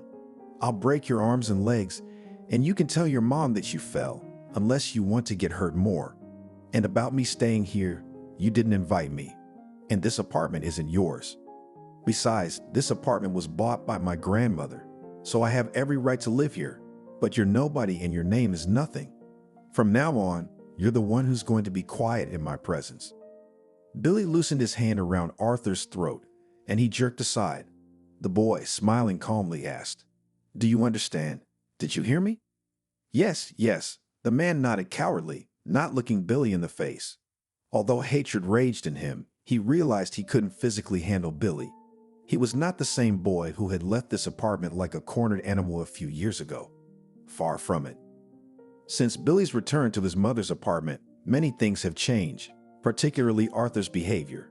The man had become much quieter and no longer demanded the same amount of money from his wife, but was content with what she gave him. In addition, Natalie noticed that Arthur was no longer nagging her stepson. On the contrary, he seemed to leave the room as soon as Billy entered. The woman could not get Arthur to tell her what was going on for a long time. The husband kept his mouth shut, and then one day he exploded. "Your son is no longer a troubled teenager. No, he's a criminal, a real criminal, and you mark my word, he'll end up badly." When Arthur shouted all this in his wife's face, they were in the apartment alone. But at his last words, there was the sound of a key being turned in the lock. It was Billy returning from school. Arthur stopped abruptly. Natalie couldn't get another word out of her husband. She didn't try very hard. Everything suited her, in principle. The house was quiet. Her husband was quiet. Billy, in fact, rarely showed up. If anything, he only came to stay the night. He spent all his free time either with his girlfriend or working part-time. All Natalie could get from her son was for him to tell her what his girlfriend's name was and where she went to school. He refused to bring Leslie here and introduce her to his mom. On the one hand, Natalie didn't care. The woman was having problems at work. The new owner of the company was nagging her, and with each new nagging, he reduced her salary. Natalie had even considered changing jobs, but other places could not offer her half of what she had received under the previous owner. Only now did Natalie realize that the owner had really considered her a valuable employee by paying her so much money. The quality of life in the family had deteriorated considerably. Arthur frowned, but kept quiet, and he didn't mention going to work anymore, being satisfied with little. In fact, the man was waiting for Billy to leave the house. He wouldn't stay here forever, after all. He had 3 years of schooling, and maybe something would happen sooner. Maybe he'd get married. Arthur hated Billy, but he couldn't help it. The boy had scared his stepfather pretty badly the first day he got here. Billy was almost happy. His studies were easy, maybe because he'd gone where he wanted to go. They saw Leslie every day. Why wasn't Billy completely happy? It was because of his grandmother, who he went to visit every weekend. She was getting weaker and weaker. Frequent hospitalizations didn't help either. Doctors had long ago given up, saying that with such a diagnosis, Julia still lived quite a long time. In the beginning, they had much worse prognosis, and only Julia herself knew why she'd lived so long, or thanks to whom. When she took her grandson, she'd given herself the idea that she had to live. She had to get her grandson back on his feet. The woman piously believed that she had survived for so many years only because of that. By the end of Vanya's studies, the young people began to think about marriage, knowing that the guy immediately after graduation will be taken into the army. Leslie had 1 more year left in the pedagogical school. They thought for a long time, weighed all the pros and cons, and finally came to the conclusion that the wedding is better to play after the army. "Are you sure you'll wait for me?" Billy liked to ask his girlfriend, jokingly, but actually a little worried. Leslie took offense. "Billy, will you stop it? I'd wait for you even if I was in the army for 5 years. I'd wait for you for the rest of my life. Don't ever ask me that question again." Billy was only 3 months away from the end of school when Billy got an unexpected call from his grandmother's roommate in the middle of the week. "Billy, come over. Julia won't get up." The neighbor had called Billy during the couples class. Billy snapped out of it, not remembering to mumble to the class teacher about Grandma. She only nodded her head. "Go, Billy, of course go." The boy was late for the train, so he didn't hesitate to call a cab. Billy had money. He'd been working part-time at the car service since his freshman year, saving up for his wedding. Julia was lying on the bed with the blanket up to her chin. His heart sank when he saw how gaunt and small his grandmother had become. And the look, how different that clouded gaze was from his grandmother's usual sharp gaze. "Grandma, what are you doing? Why are you scaring me so much? Why are you lying down?" "That's it, Billy. I don't have the strength to get up anymore." The woman spoke softly, with a gasp. Billy went out to his grandmother's neighbor, also an old woman, who was tending to Julia's kitchen. "Here, I'm making Julia some soup. She's more of a liquor person these days." "Did the doctor come to see Grandma?" "What did he say?" "What did he say?" said the neighbor. "He said it's useless to hospitalize her. Our Julia will never get up again. And then, as God wills it, maybe a week, maybe a year. No one knows. Grandma needs care, Billy. I've been working on it for a couple days, but I can't do it. I'm not young. And my husband's nagging me about running my own place." Billy had a lump in his throat. He wanted to tear and throw, wanted to cut off a piece of his heart and put it in his grandmother's chest so that she would get out of bed and live a long time. She met him at the end of the street, looking out into the distance with her keen eyes. Natalie had gotten another reprimand from her boss and was already pretty pissed off. And then there was Billy, calling and calling, even though she dropped his calls.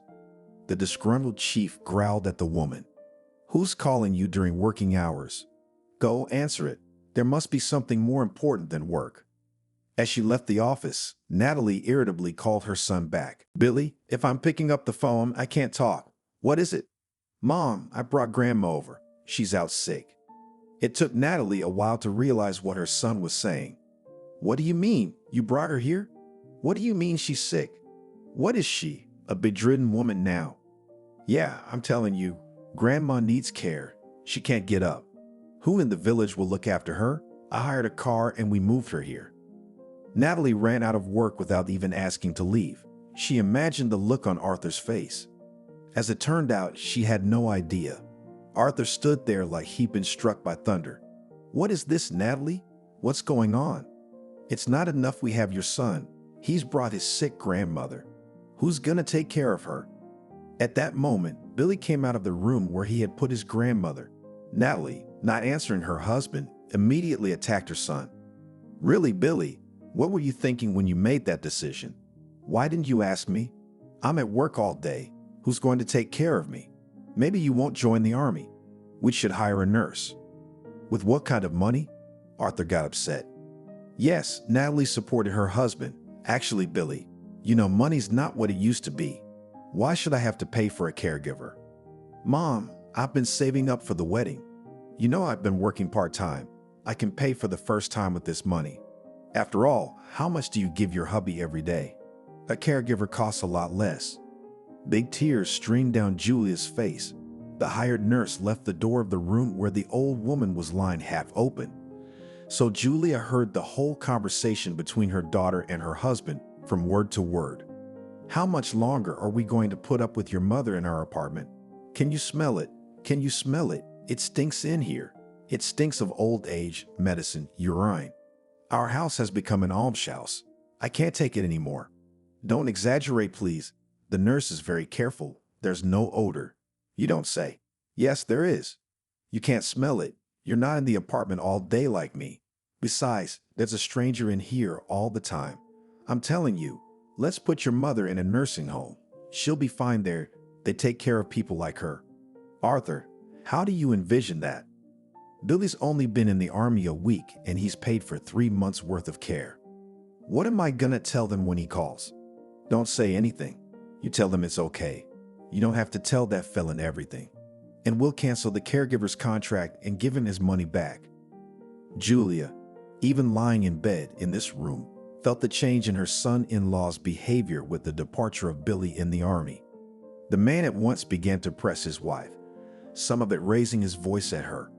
He reproached Natalie for not earning enough, and every night he berated her for having a bedridden mother in their apartment. The conversation continued, and Julia noticed with alarm that her daughter was beginning to give in. "Well, I don't know, Arthur. I don't know. Maybe you're right. Maybe Mom would be better off in a nursing home. But it's not like it's a quick fix. We have to find the right place. We have to do the paperwork." As soon as Natalie said those words, it turned out that her husband had already made the arrangements. "I've already found everything. Here, look." The man grabbed his phone and began to point the open internet page in Natalie's face. "See, it's a government institution.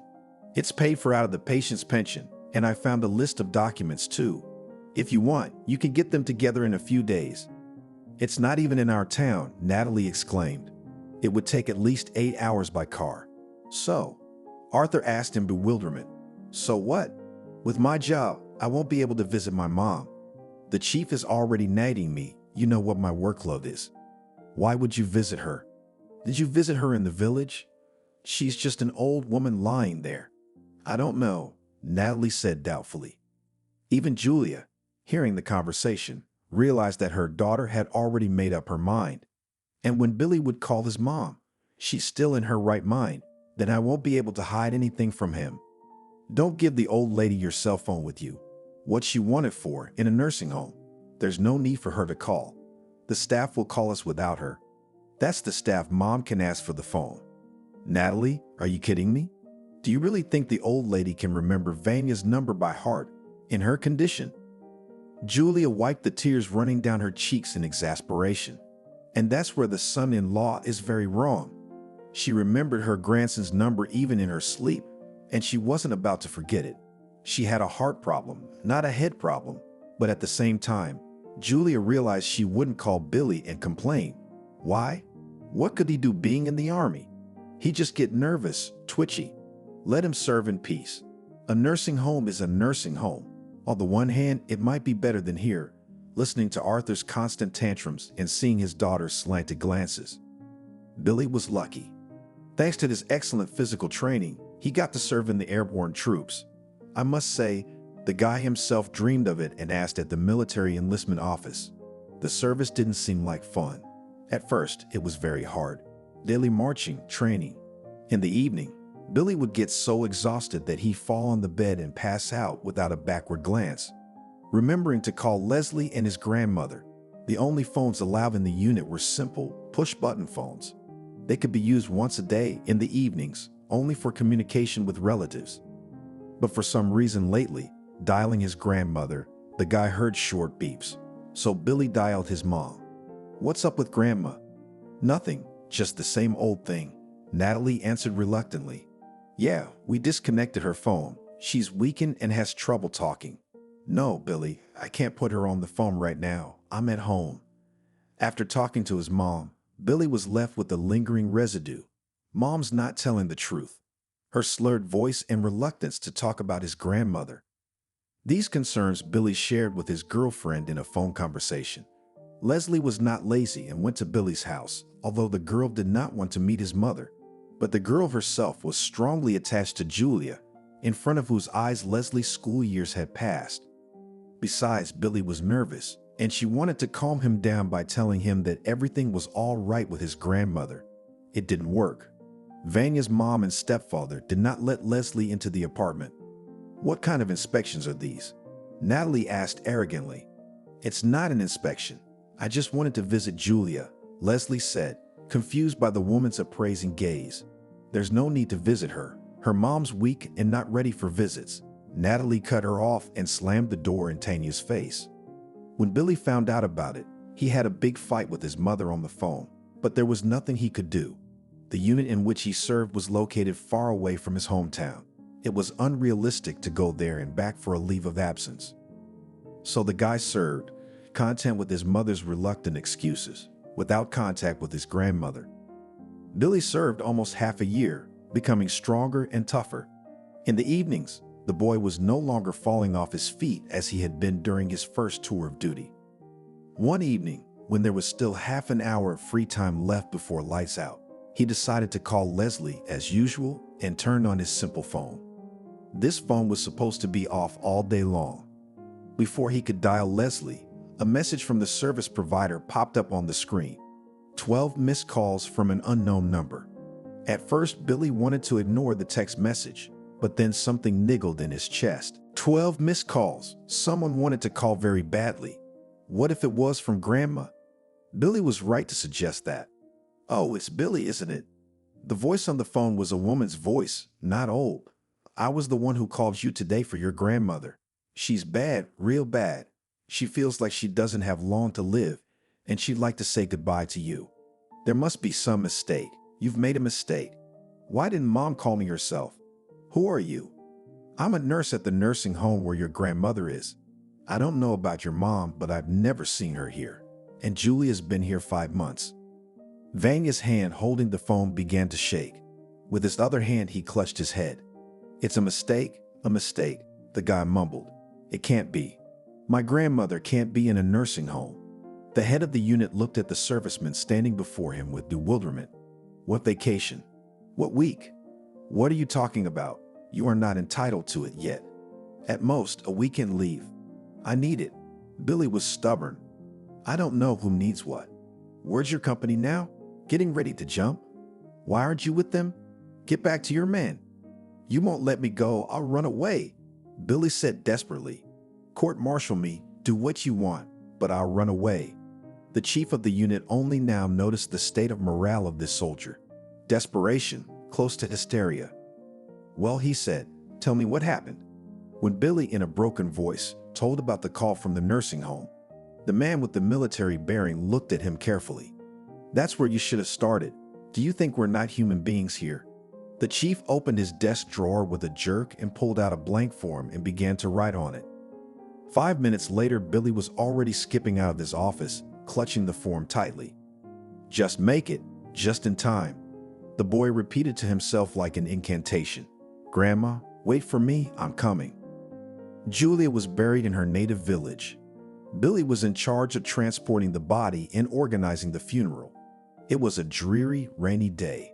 The sky had been overcast since morning. The rain poured and poured, seemingly unwilling to stop at all. The very sky itself is crying for Julia, muttered a neighbor, standing in a tight bunch of villagers. The villagers had all come, despite the inclement weather. Julia was respected and loved here. Billy stood straight as a taut string with his head uncovered. Streams dripped from his short hair, mingling with tears. The boy watched stunned as the red velvet-covered coffin was lowered into the damp black pit. Nearby, huddled tightly together and holding Billy's hand, stood Leslie. She was sobbing at the top of her voice, as were many of the villagers. Natalie was the only one who couldn't squeeze out a tear, standing all alone, apart from everyone else. She shrouded herself in her drenched cloak and looked out from under her umbrella, irritated, at Julia's morning sky. The villagers looked at her with distaste, and her son's gaze burned with hatred. Natalie felt uncomfortable under the stares and wished only for it to be over. It would have been better if she hadn't come at all, but that would have been unseemly. Not a single person from the locals moved from their seats until the very end.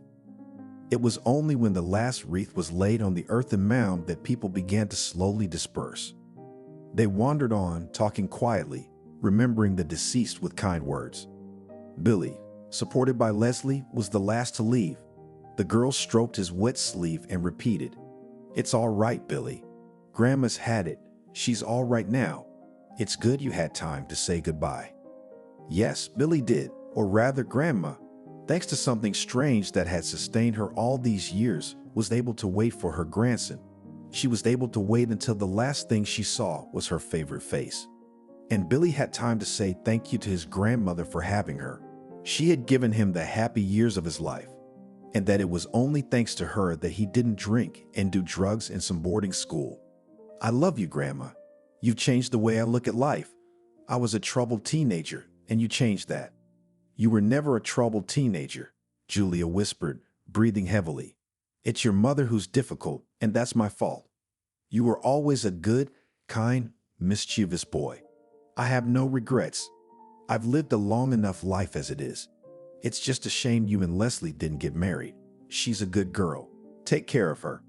Grandma died quietly in her sleep, and Billy couldn't let go of her cold hand for a long time. Returning from the cemetery to his grandmother's house, where everything reminded him of his loved one, where the best years of his life had passed, Billy ran into his mother. By all appearances, she was waiting for him. Billy, trying to speak confidently, turned to her son Natalie. "I wanted to talk to you. When you get out of the service, where are you going to go? Back to this house?" "That's what you're worried about, Mom." "This house? Will I come back to you?" "I wanted to talk to you too, but about something else. How dare you send Grandma to a nursing home? What was I supposed to do? The nurse only worked until 6 o'clock p.m., and I sometimes worked longer than that. I just didn't have the physical strength to get up at night. Arthur and I decided that a special place would be better for Mom." "You and Arthur decided?" Billy shouted.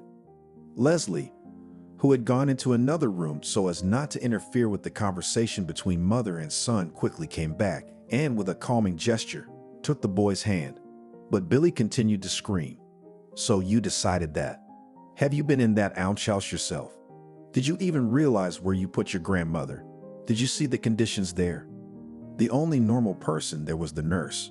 The rest of the staff is rude and insensitive. The stench is unbearable. The care of the bedridden is done out of hand. I am bitter to tears that my grandmother spent her last days in such conditions. She didn't deserve it. What does she care? Natalie snapped at her. She was lying down anyway. A difference, you say? A huge difference. Maybe Grandma would have lived longer at home, and maybe she would have waited for me to get out of the army. I'd have taken her. I wouldn't have left her with you for a minute. You. Billy gulped for air, holding back sobs. I used to try to make excuses for you, thinking it was Arthur who was leading you astray. I don't think that anymore. I don't know who's worse, you or your husband. Grandma and I were always strangers to him and he behaved accordingly. But you, Grandma wasn't a stranger to you. I've forgiven you for a lot of things, Mom. I forgave your dislike of me, your unfounded accusations. I even forgave you when you rejected me. But I can't forgive your grandmother. Do you hear me? I will never forgive you for Grandma. What are you even doing here? In the house of the man you betrayed? Get out of here. You have no right to be here. Billy, what are you doing? Natalie howled. Where am I going now? In the middle of the night, in this weather. I'm not gonna make it into town till morning. I was thinking of spending the night. Don't even think about it. Go away, I said.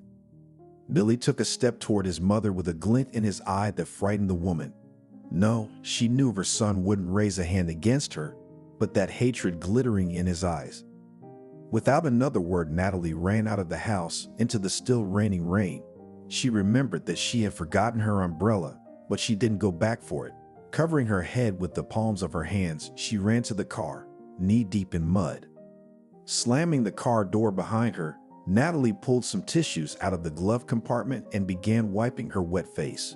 She looked angrily at the windows of the house and hissed, "You're being bossy, son. And this house is not yours. It will be inherited by me as my daughter. After the army, you'll have nowhere to go back to. That's when we'll see how you'll sing." "We should sell the apartment," Arthur told Natalie confidently. "You have serious problems with your head. You need a good examination." Natalie, despite the terrible headache, jerked sharply.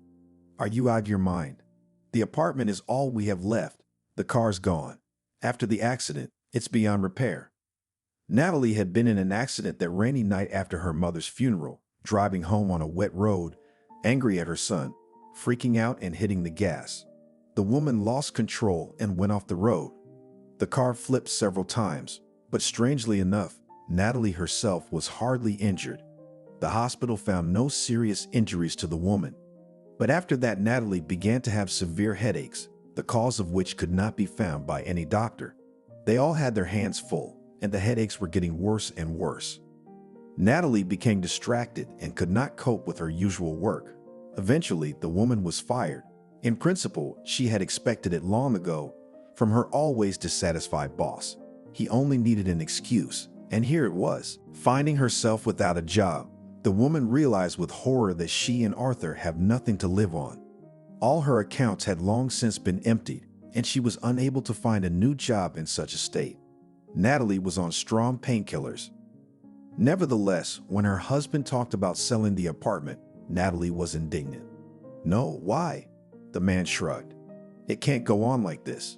You need to find out what's causing your pain. You need to be examined at a paid clinic.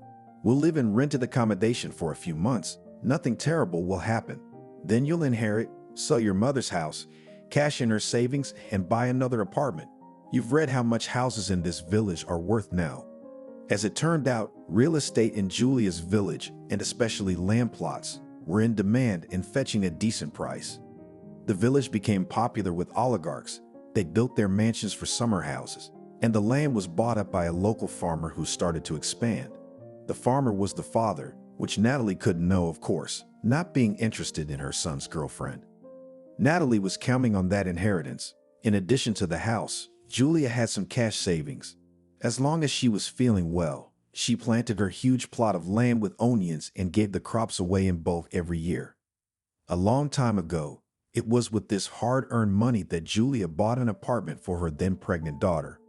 But after that, Natalie knew that her mother had also continued to sell onions. Natalie wondered if the only way out was to sell the apartment. There was nothing to live on, and these headaches were driving her crazy. Perhaps a good, paid clinic could determine the cause. Arthur, who persuaded his wife to sell the apartment, had his own selfish intentions. First of all, he wanted to get at least some money out of it, at least part of it, for the first time. This is in the first place, and in the second, another girlfriend of Arthur got pregnant and demanded from him money for abortion and moral compensation. She demanded it harshly, threatening that otherwise she would go to Natalie and tell her everything about their relationship. Arthur was going to leave the now moneyless Natalie anyway, but not right now. First, he would have to persuade her to sell the apartment and wait for the inheritance to get a piece of it. After a while, Natalie gave in to her husband's entreaties and agreed to sell the apartment. She didn't care anymore, as long as she could only start to be examined sooner, to find out what was happening to her. A good apartment, not far from the city center, sold quickly. The money from the deal was transferred to Natalie's card, the PIN code of which Arthur had known for a long time. The first thing, the man decided to get rid of the annoying friend, blackmailing him. He would only give her money for an abortion, without moral compensation. Early in the morning, Arthur and Natalie left a small rented apartment, which they rented, paying for a couple of months in advance. They drove to the clinic for a consultation. When they got there, Arthur left the woman waiting outside the doctor's office, telling her he was going to get a coffee. The man left the clinic and dialed Maddie, who he had only been seeing for 2 months. She was the one who threatened the man with her pregnancy. Arranging to meet near the clinic, Arthur went there on foot. Maddie stood near the entrance to the hypermarket with a disgruntled expression on her face. "I hope you didn't just pull me out of work for nothing. Did you get the money?" "Only for the abortion." Arthur cut me off. "No moral compensation. I will not pay you." The girl grimaced. "Aren't you afraid I'll go to your wife? Then you will not get this money. Either you take the money for the abortion and disappear from my life, or you get nothing. Go to your wife. Go wherever you want. I'm gonna divorce her soon anyway." Maddie thought that Arthur probably wasn't lying. He didn't care about his wife. She realized that a long time ago. If he didn't screw her over, she should take at least the amount he was offering. Arthur didn't realize that Maddie was a fraud. When she said she came home from work, she was lying. The girl had never worked a day in her life. She toured the cities and scammed rich suckers out of their money using her looks. You could say that Arthur had stumbled upon a copy of himself, only in female form. At first, fashionably dressed and looking after himself, Arthur seemed to Maddie rich Pinocchio. And when she realized that he is the same as herself, the girl decided that from a lousy sheep at least a piece of wool, and lied about the pregnancy. "Does this store have an ATM? Do you know?" "Come on, let's go and see." Arthur hurried Maddie, wanting to get rid of her as quickly as possible. The ATM stood right in front of the exit of the hypermarket. The girl was hanging around while Arthur was withdrawing money and saw the PIN code he was entering. Suddenly, a crazy idea appeared in Maddie's head. Why? She'd wasted 2 months of her life on this jerk. In that time, she could have hooked up with a normal daddy. This guy's just throwing her a pathetic handout, especially since Maddie was going to leave this town anyway, and Arthur doesn't know anything about her except a fake name. The girl watched carefully as Arthur slipped the card into his wallet with a careless gesture and put it in the pocket of his fancy coat. "You know what, Arthur?" Maddie sang softly. "I'm sorry about what happened between us. I liked you a lot." The girl took a step towards the man and hugged him, whispering languidly in his ear, "Goodbye, I had a good time with you." At the same time, Maddie's nimble fingers fumbled in the pocket of his coat. Arthur returned to the clinic. The office where Natalie had been sitting before was empty, so the woman had gone in for counseling. "I can't wait for this to be over," sighed Arthur heavily. "I'm so sick of that fool Natalie. Brainless, even lost her job. I'll wait for the inheritance and divorce her at once." The man sat down near the office, determined to wait. It didn't take long to wait.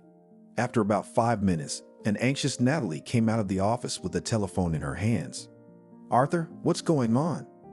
"I was talking to the doctor, and the alerts on my phone kept beeping. I couldn't believe it at first. Look, my card is being charged. Alleged ATM withdrawals." "Arthur, where's the card? You have it, right?"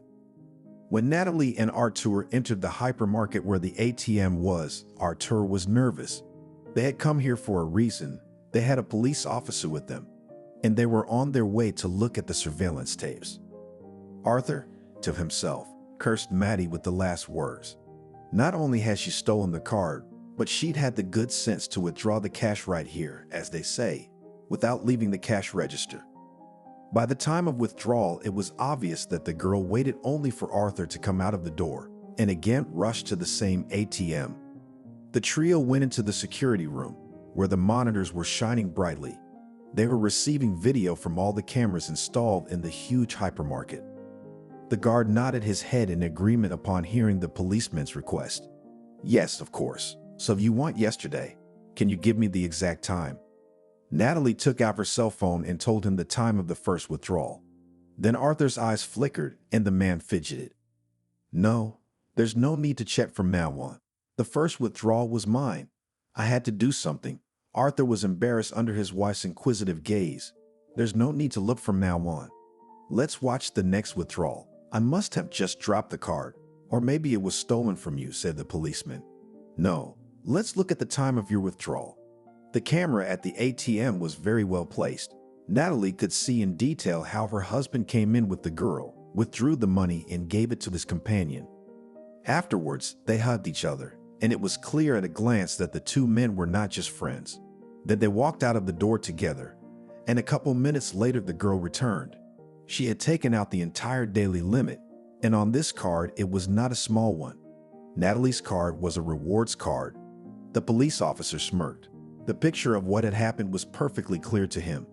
It seemed to her husband's mistress that he had not given her enough money and she had decided to take more. Natalie couldn't deny the obvious either, staring furiously at the screen.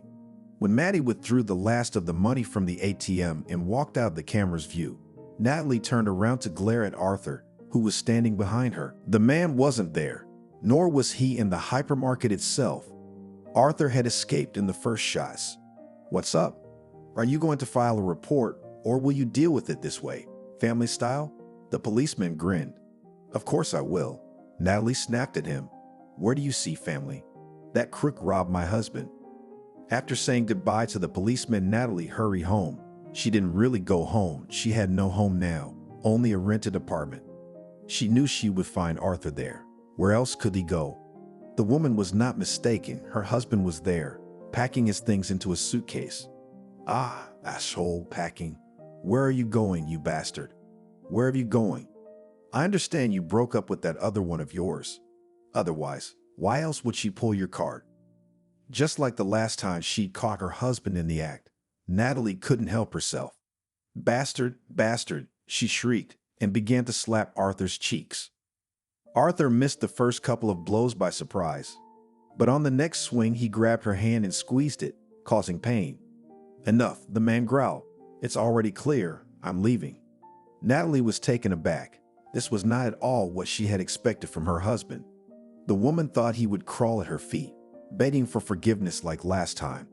And she knew she would forgive him again. What else could she do? How to be alone now? Natalie pulled her hand away and spoke without the same urgency in her voice. Where are you going, you bastard? Stay here, I won't kick you out. Just know that from now on you won't get another dime of cash from me. Arthur grinned and for the first time looked at his wife with a look that expressed his whole attitude toward her. It was an attitude he had been masking for years. It was contempt mixed with disgust. What are you saying? She won't give me any money. Do you really think I'm going to stay with you on those terms? What do I need you for without money? I'll be honest with you, I was going to leave anyway. Do you really think I need you? Like this. Look at you, what you've become, without the usual care. A horrible, sick old woman. But you disgusted me before. Yeah, I can finally tell you that. Seriously, could you believe that someone like me could love you? That's what your mother always told you. You're a fool. Arthur just enjoyed seeing Natalie's face change at his words. He had longed to say it to her face. He saw the anguish his words caused the woman and reveled in it. The man took all his belongings, bought with Natalie's money, and this time she didn't stop him. She didn't care about that. The woman sobbed in the chair, curled up in a fetal position. Neither when Julia had died, nor when her son had thrown her out of the village house with contempt, had Natalie felt half the pain she felt now. Arthur had become her life, her everything. And it turned out her mother was right, and so were her jealous friends. Arthur never needed Natalie himself. He only needed her money. Now it's gone and there's nothing to keep a man around. Natalie stood up and walked wobbly to the mirror. A wrinkled, unkempt old woman looked back at her. Her long, uncolored hair was streaked with gray. And the face. It was better not to talk about the face at all. Natalie recoiled from the mirror. She went to the bed and collapsed face down on it. The woman's body shook again with sobs. The policeman, who had been with the couple at the shopping center the day before, was a little surprised to see the victim the next day at his office. "Hello, why have you come again? The statement is made according to the form. We'll look for your thief. I'll let you know the results by phone." "I want to rewrite the statement," Natalie said in a hoarse, torn voice. "It was my husband who stole my card and stole money from it. Yesterday I kept quiet. He intimidated me." The policeman frowned, staring intently into the victim's face. "Woman, you shouldn't turn your family squabbles into a criminal case. I saw yesterday." "You didn't see anything," Natalie interrupted. "I'm going to report my husband. He stole from me. He and that girl were working together. Let him go to jail. Let him go to jail." Natalie's face twisted in silent sobs. "Give me the form. I'll write." Natalie shook her head as if she couldn't believe her ears. "What do you mean there's no inheritance?" "You're confused. My mother had a house in the country. She still has one. And I know for a fact she had money in her bank account. And I am her direct heir, her only heir." The notary, with barely perceptible judgment, stared at the woman sitting across from her. By coincidence, she was a little aware of the family's affairs. What an interesting daughter who had turned Julia into a nursing home to die and now came to claim her inheritance. The young notary, who knew Julia and Billy personally, even gloated a little, saying, "The house in the village is there, that's true. Except that it didn't belong to Julia at the time of her death. She transferred it to her grandson Billy as soon as he turned 18. Billy, I take it, is your son." "No way. What do you mean, reissued it? Is that legal? Can I challenge it?" Even though it wasn't professional, the notary couldn't hold back her snide grin. "Of course it's legal. You can try to challenge it, of course. It's your right, but it's useless. Julia was of sound mind, I can vouch for that.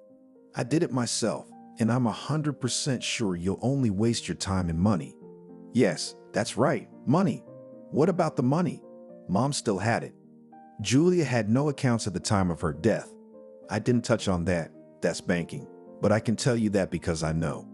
At the same time, Julia closed her accounts and opened a new one in her grandson's name. So once again, you have no inheritance." Natalie walked out of the notary's office stunned. The news that there was no inheritance was a blow to her head. She had been counting on that money.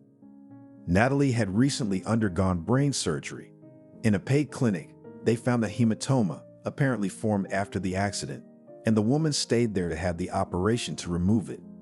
Paid clinic, paid room, paid tests, the operation itself, after all.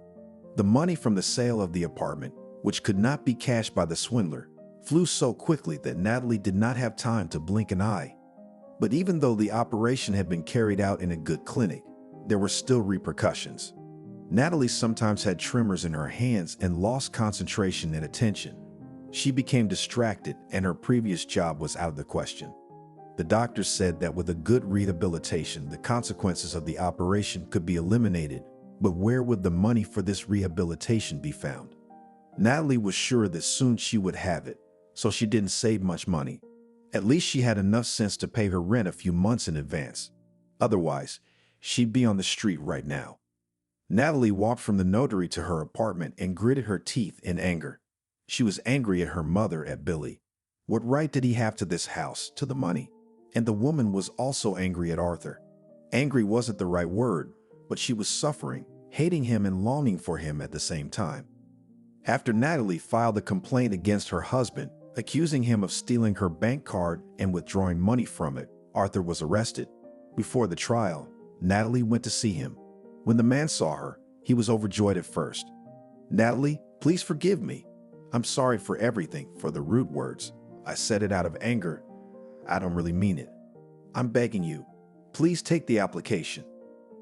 You realize you're facing real jail time." Natalie grinned. "I can even tell you firmly, you'll go to jail, Arthur."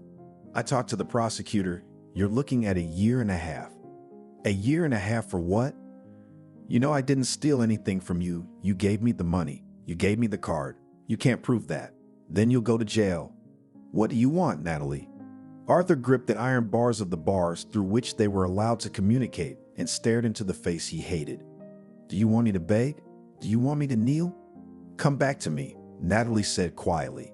Come back to me, but forever, and at the trial I'll say I was wrong. You didn't steal the map. Your girlfriend did. Arthur flinched and widened his eyes. He hadn't expected that, not even from Natalie. After all, how much this woman does not respect herself. Ready to forgive him endless cheating, all the words that he said to her before he left. Arthur was even flattered by such love for him, but to live with Natalie all his life. He laughed. You know what? I'd rather sit down. What's it gonna cost me? I'm in and out. My sentence will be over someday. Living with you is a life sentence.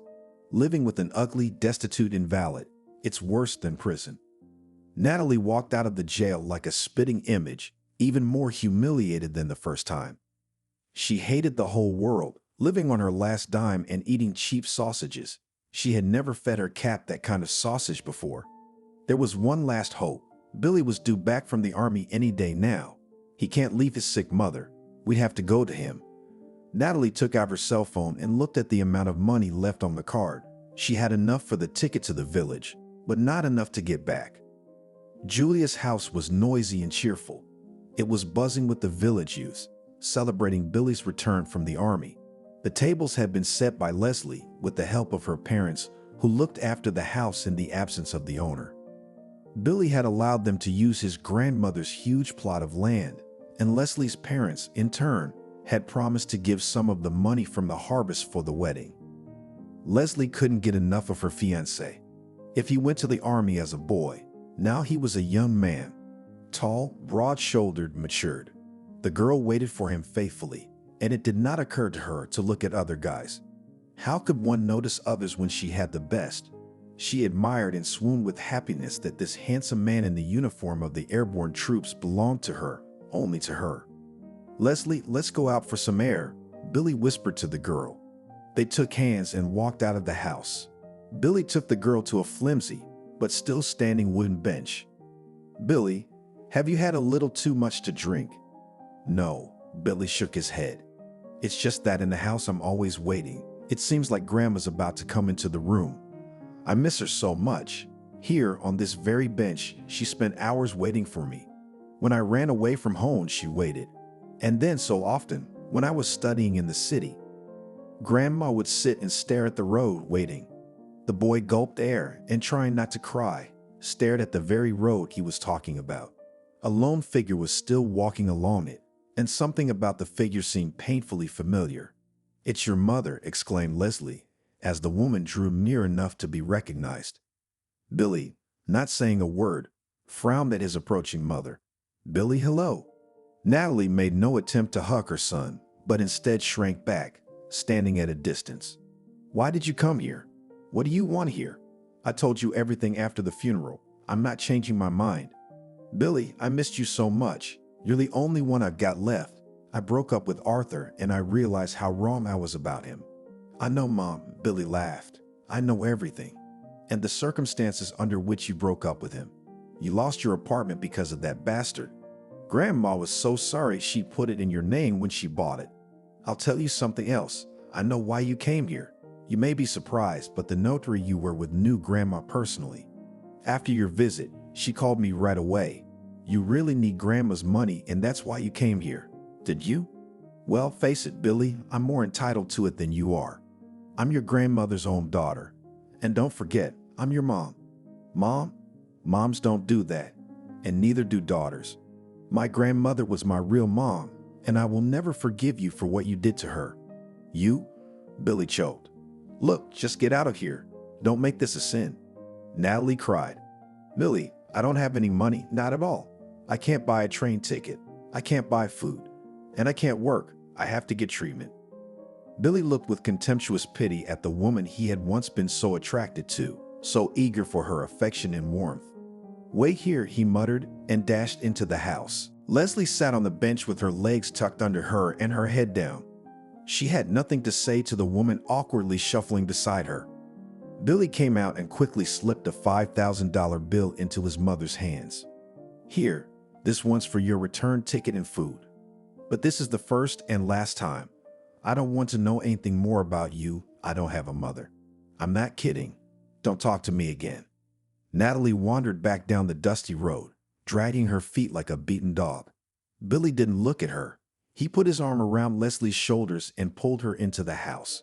"Let's get going, or our friends will be bored without us." Billy and Leslie's wedding was also in the village. Billy wanted to celebrate in a modest way, but his parents had made the most of it. The village was buzzing for 3 days. It's been a year. Billy, in a used foreign car, drove to an unfamiliar house. He rarely visited this part of town. Next to him, in the passenger seat, sat his friend. Actually, Billy had his own auto repair shop. He had bought a 2-story garage with his grandmother's money and remodeled it, starting his own business. Billy hired 2 of his former classmates to help him. Billy had golden hands and friends are very responsible. So, in a short time from the clients in the car service center was not an outpouring. And here, one of these customers tearfully asked the guys to drive up to his house for an extra fee. The old Neva did not want to start, and the client could not get to the car service. When the guys drove up, an old man jumped out of the gate to meet them. "I'm glad you didn't refuse. Let's go to the garage. My old lady is there." Billy's friend waved his hand. "We'll see now. Don't worry. I'll just run to that stand over there and get some water. It's hot. I can't breathe." "Billy, do you want anything?" "We'll go together," Billy said. "We'll be right back," he nodded to the customer. Entering the stall with the peeling door, Billy was stunned. Standing behind the counter was his mother, who had aged abruptly, with faded eyes. "Billy," she exclaimed with hope in her voice. "How did you find me?" "Give me a bottle of mineral water," Billy said aloofly, as if to a stranger. He silently paid and quickly jumped out of the stall. "Billy, who is this? Is this one a friend of yours?" Billy asked his friend, who could barely keep up with him. "No, I don't know her." Billy cut him off. Nancy hated holidays and weekends. All normal people could not wait for Friday, because it, the sweet couple, was followed by the most pleasant days of the week. And for Nancy, the upcoming weekend always carried a negative coloring. And what could be joyful and exhausting housework, seasoned with family scandals? This morning, she and her husband had already had a fight. Nancy thought of her husband as he curled up on the sofa, half opening one eye and grumbling. "What are you scrabbling around like a mouse, doing everything on purpose to poison my day off?" The man threw away the pillow he had been hugging and exhaled deeply. Nancy was doused with a cloud of cigarette fumes. She wrinkled her nose and stepped farther away. "Thought, Joe, you're going to poison the whole family someday." The man smirked. "No remedy will take you, and don't you talk to me like that. I'm having a hard time, and you're going back and forth. I can't tiptoe around. I've got a lot to do. If I wait for you to sleep, I'll never get anything done." That dialogue really put Joe under a lot of stress. He couldn't stand it when his wife crossed him, and today her intransigence was especially hard on the man's nerves. With a heavy sigh, the head of the household assumed the position of a thinker, and since his head did not want to stand on its own, he had to support it with his hands. Only after gaining a stable position, he honored his wife with a long, unkind look. "You can't keep up, because your hands grow from the wrong place. You walk like a somnambulist, stumbling at every step. You're a walking disaster." Nancy threw the rag with which she was dusting into the basin of water. She did it with such force that the splash reached the sofa. Joe abruptly snapped out of his thinking persona. Now his whole body was expressing indignation, and his right arm, like the leader of the world proletariat, stretched strictly forward. Only the legendary cap was missing for the completeness of the picture. The man's hangover speech was also eloquent. Of all the poor vocabulary he could think of, these came to mind. "Handicap. Can't you see I'm sick?" Nancy was satisfied with the effect of her elegant revenge. She advised with a sneer. "Drink less and you'll be fine. And you're wrong about being crooked. You're second to none in that respect. I've been asking her to change the outlet in the hallway for 3 months." Joe shook his head. "I did it. What's your beef?" Come and find out. Used to be sparks flying, now it's electrocuted. They say a handyman like you, Joe, is a handyman. But please don't insult me in my own house. The man's voice broke into a falsetto, and his eyes sought to go beyond the orbits of his eyes. The torment of her lawful husband gave Nancy satisfaction. After the man had been reduced to the extreme degree of helplessness, the woman noisily wrung out a rag in a basin and began rubbing the furniture with fanatical fierceness. Joe watched his wife's actions for a few seconds, then shook his head vigorously, but this ill-considered action made red and purple circles swim before his eyes. This side effect of Friday's fun was due to the fact that the man had had too much to drink the night before and was now unable to maintain an upright position for more than a minute. His large body collapsed spontaneously onto the couch, and his voice became tearful. "Nancy, why do you have to be so cruel to me? I feel bad without your lectures, and you add to the pain. You're a woman, so you should be merciful." Nancy grinned wryly. "Mercy doesn't apply to the likes of you, Joe. I'd rather feel sorry for the flea-bitten cat on the street because he doesn't drink vodka or anything that burns." The man looked pleadingly at his wife. "Nancy, all right, let the flea cat be dearer to you than your own husband, but I'd like a sip of water." This call scattered against the wall of incomprehension. The woman looked at the sufferer in male form and said with contempt, "You have legs, go to the kitchen and serve yourself." Joe grabbed the left side of his rib cage, feigning a heart attack, but the woman only grinned. "Joe, it's time for you to change your repertoire. Cardiacs don't jam vodka in the garage with drunks of all stripes. They follow a non-alcoholic regimen." Nancy gathered up her cleaning supplies and proudly walked past her husband. She was already out the door, but something must have clicked in her soul, and she called out to her daughter, "Lucy, stop sleeping. Father is suffering. Bring him some water. God forbid, he's going to throw off his hooves. For the funeral, we have no money." From somewhere in the back of the apartment came a grumbling sound. "Can't you do without me? I'm entitled to a decent night's sleep at least once a week." The daughter strode barefoot into the kitchen and cast a glance in her mother's direction. Nancy did not respond to her indignation. Lucy filled a glass with water and made her way to the couch where her father was suffering. "Here, have a drink." Joe drained the vessel in one gulp. "Thank you, my daughter. You're a true friend and comrade. But our mother, she's as cold as a queen from a fairy tale." Nancy couldn't stand it. She appeared on the threshold of the living room, but now with a rolling pin, but this tool in the hands of an angry woman more like a bat. "I see you've been sneaking around behind my back. Well, what I want to tell you is this. There are no lackeys here, and I don't have to fulfill your wishes. You two wander around till morning, and then you make some kind of claim on me." Lucy realized that her mother was in a bad mood today and rushed to her with kisses. "Mommy, don't be offended. It's just a figure of speech. You're the prettiest, warmest, aren't you, Dad?" Joe mumbled something enthusiastically and threw out his hand in the style of a Roth front greeting. Not even the toughest woman could resist such a display of affection. Nancy considered herself weak. She looked pleadingly at her husband and daughter. "Get yourselves cleaned up and we'll eat. You both slept through breakfast. It's a long way from lunch." Lucy kissed her daughter's love once more. "Mama, shall we call this meal Saturday?" The woman affectionately slapped her daughter's soft spot. "Go suck up, get changed and comb your hair, or your head is a nightmare."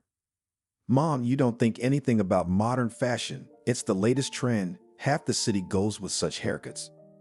Lucy kissed her father and ran to her room. Joe got up from the sofa with difficulty and went to the bathroom. "I've got to take a shower, or I'm feeling a little stormy today." Soon the steady sound of water was heard and Nancy calmed down a little. She tried to turn her attention to her current problems, but suddenly her husband's voice came from the bathroom. "Nancy, I forgot to tell you that Nanny is here. I met her yesterday, and she asked me to have you drop by as soon as you were free. She's not a big woman. She could have come herself.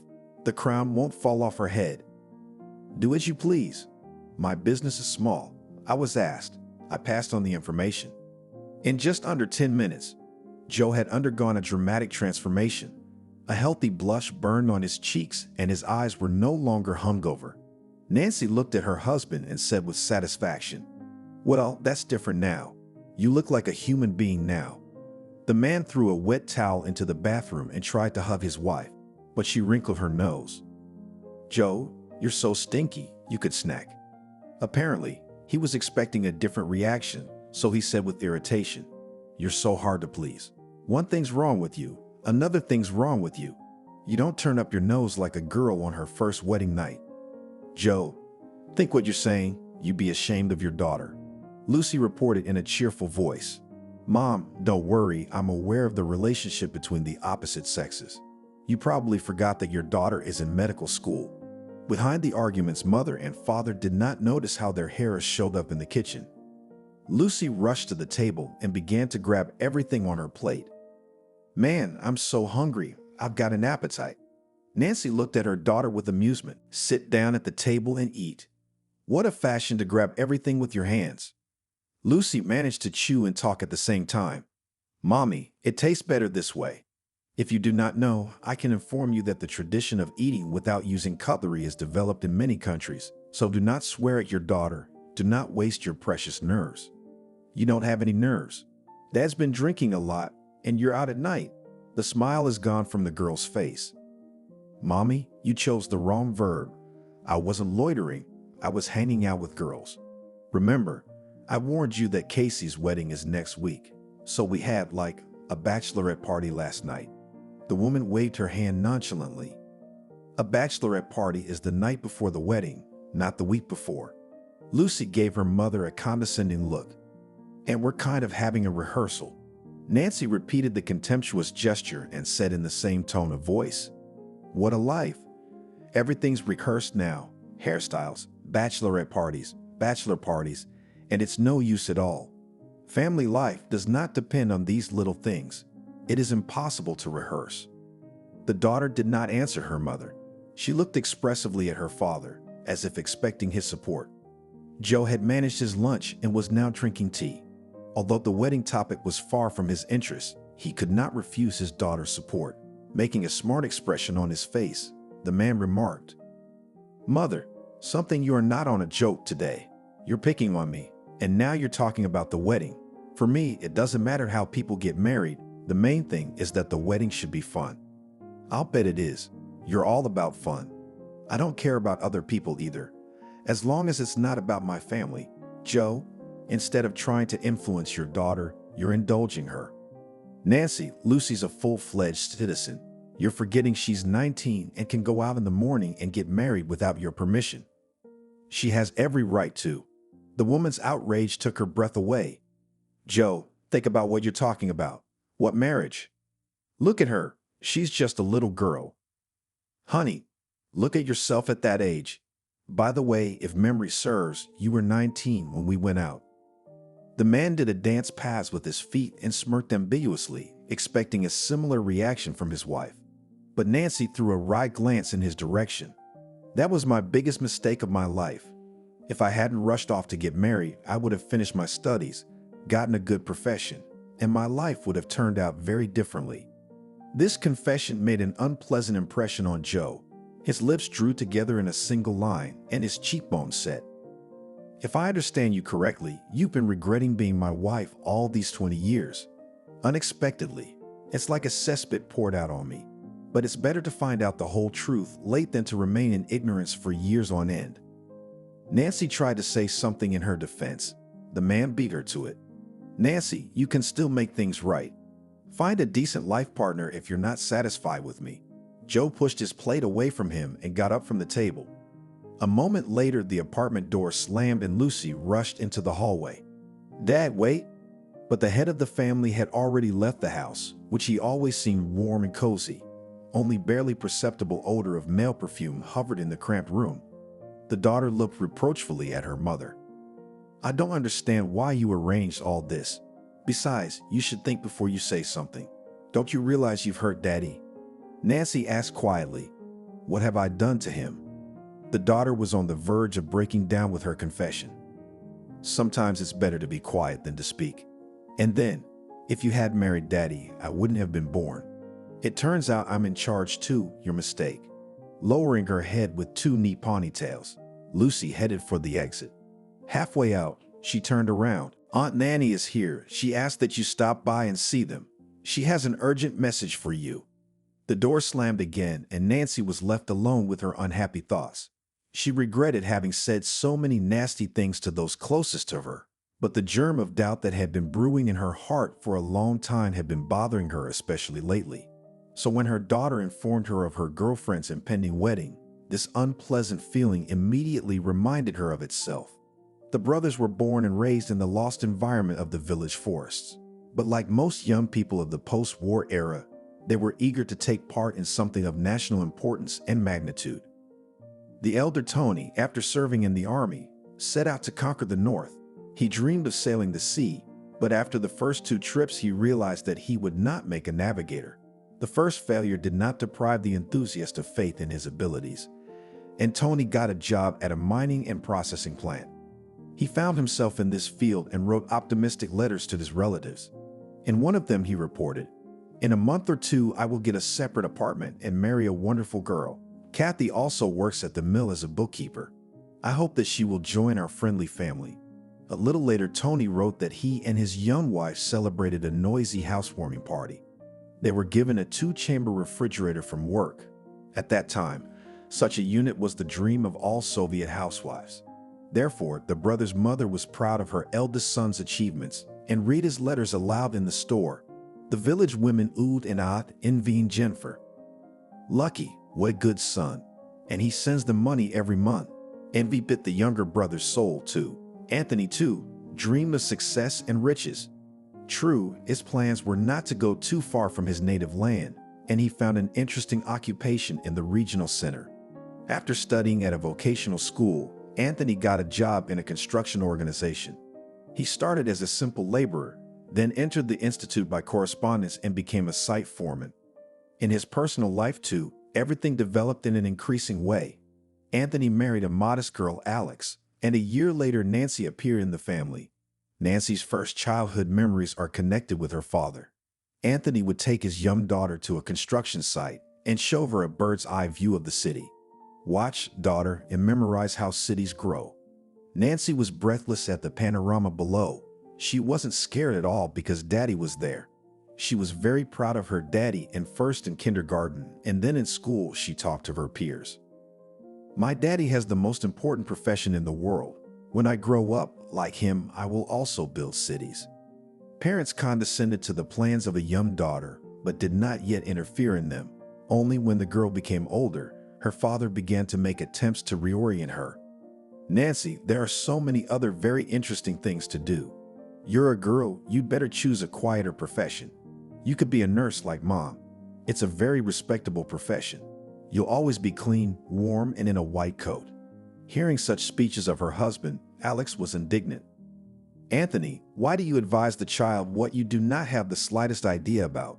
Medicine is only at first glance an angelic field, but in reality there is everyday suffering and death, so don't get ahead of yourself. The time will come, and Nancy will find her own thing to do.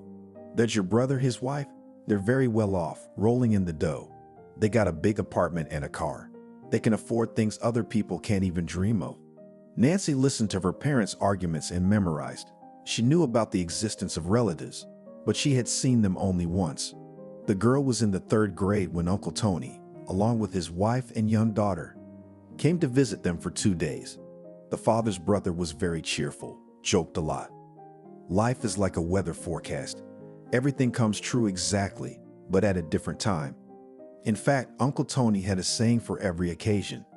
Nancy remembered only one of them for the rest of her life. If we imagine that an ordinary gymnasium, this school of magicians, then all students by performance can be divided into 3 categories: magicians, and oaks, sorcerers. The girl laughed at this caustic definition, because in their class there were only oaks, sorcerers. She decided to share her findings with Nanny, Uncle Tony's daughter.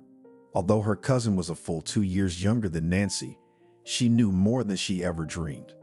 Nanny couldn't sit in one place for a minute, and she kept nagging Nancy. "What are we doing here? Let's go out. You must have friends." Nancy answered readily, "I have friends in the yard, at school, but your mom looks at us like that. Don't mind her. She always looks that way because she doesn't trust anyone." Indeed, Aunt Kathy was the exact opposite of her husband. She was always silent and sighed unhappily. When, after much persuasion, Nancy decided to take her cousin out into the world, Kathy was rude, not to her daughter, but to Nancy. If you have an itch in one place, go for a walk, and Nancy has no business in the yard, Nancy cried with resentment. Anthony resolutely stood up for his daughter. Kathy, what's the matter? Why did you attack Nancy? You know, it's not customary in our family to yell at children, let alone humiliate them. Aunt Kathy wrinkled her nose. I've already noticed you've got a lot of chaos going on here. Everyone does what's on their mind. Our family rules are a little different. Auntie was about to share her experience of proper family life, but her husband cooled her dust. Trying to restrain himself, Tony made remarks to his wife. Kathy, you probably forgot that we are guests, which means that you should not stick with your charter in someone else's monastery. Nanny's mother blushed with indignation and began point blank to prove her husband right. What did I say that was so special? Nothing. I'm just trying to protect our daughter. Uncle Tony threw both hands up like he was going to throw a ball into the net. Kathy, how many times do I have to tell you that a child is supposed to socialize with other children, and you're always trying to put Nanny in a flask? To his distress, Anthony decided to support his older brother. Really, Katie, you have nothing to fear. In our house live decent people, and the girls are not threatened in the yard clean. With the same squeamish expression on his face, objected to the owner of the house. I saw these decent people yesterday. Some of them are playing dominoes, and others are thinking in the bushes for two. I can imagine what kind of kids grow up with parents like that. Our daughter is not suitable for such company. At the end of this tirade, Kathy grabbed Nanny by the arm and dragged her stubborn daughter into the room the owners had given to the relatives. From there, the woman shouted in a polite voice, Tony, we're going home tomorrow. Tony became uncomfortable with his wife's behavior. He grinned crookedly and said to his brother, Yes, Anthony, real life differs from a fairy tale in that in it everything happens in reverse. You marry a beautiful princess, who after a year or even earlier turns into a warty toad or viper. The next morning, the guests promptly departed for home. Nancy did not even have time to say goodbye to her cousin. Since then, she had disliked her aunt with all her soul and had once confessed to her parents. Nanny is nice and Uncle Tony is nice too, but Aunt Kathy is a very bad person. If she comes to visit us again, I won't let her in the apartment. Anthony tried to change the 10-year-old's mind. Nancy, you can't judge a person by one act. Aunt Kathy was just in a bad mood and said something stupid. She's really kind. Kind aunts don't say mean things like that. Nancy was not destined to keep her promise because Uncle Tony and his family did not come for a long time. The girl began to already forget about the offense against her aunt, as one day at dinner her father sadly dropped. Tony called, said that he was diagnosed with a serious illness and he no longer works at the mill. Alex said knowingly, unfortunately, many people pay for a comfortable life with their health because nobody pays big money for nothing. Nancy realized that this conversation was not for children's ears. She kept silent and memorized everything her parents said. A few days later, the girl learned from her father that Uncle Tony and his family were preparing to move. Doctors said that in the north for his brother is not suitable climate. In short, they are preparing to move. The daughter was burning with curiosity. A question came out of her mouth. Daddy, are they going to live with us again? No, they're not. Uncle Tony and Aunt Kathy are buying an apartment in our town. They already found the right one. This news made Nancy happy. That's great. That means Nanny will be living here now too, and we'll be seeing him. Of course you will. You're sisters. Siblings should keep in touch. But Kathy wasn't in the mood for sibling bonding. Immediately after moving into her new apartment, she remarked with a wry smile, We've been very lucky with the apartment. Tony wanted to be close to his brother, but I think it's better for relatives to keep their distance in every sense. Alex responded to that hint. Katie, you don't have to worry. Anthony and I are not used to impose our society on others. But our house is always open to guests, so you can come to us at any time of the day, even at night. Kathy only tightened her lips and flashed her eyes because Nancy's mom had caught her off guard with her suggestion. Despite his wife's prejudice against his brother's family, Tony saw Anthony regularly.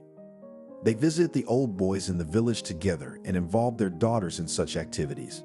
Kathy tried her best to prevent such meetings. At times, she even went to provocation. But it is known that any obstacle only hardens the character and friendship between the sisters. Despite Nanny's mother's tricks, the only thing that united the two families was worry for her older brother. The change of climate did not improve Tony's health. He slowly faded away before the eyes of his relatives.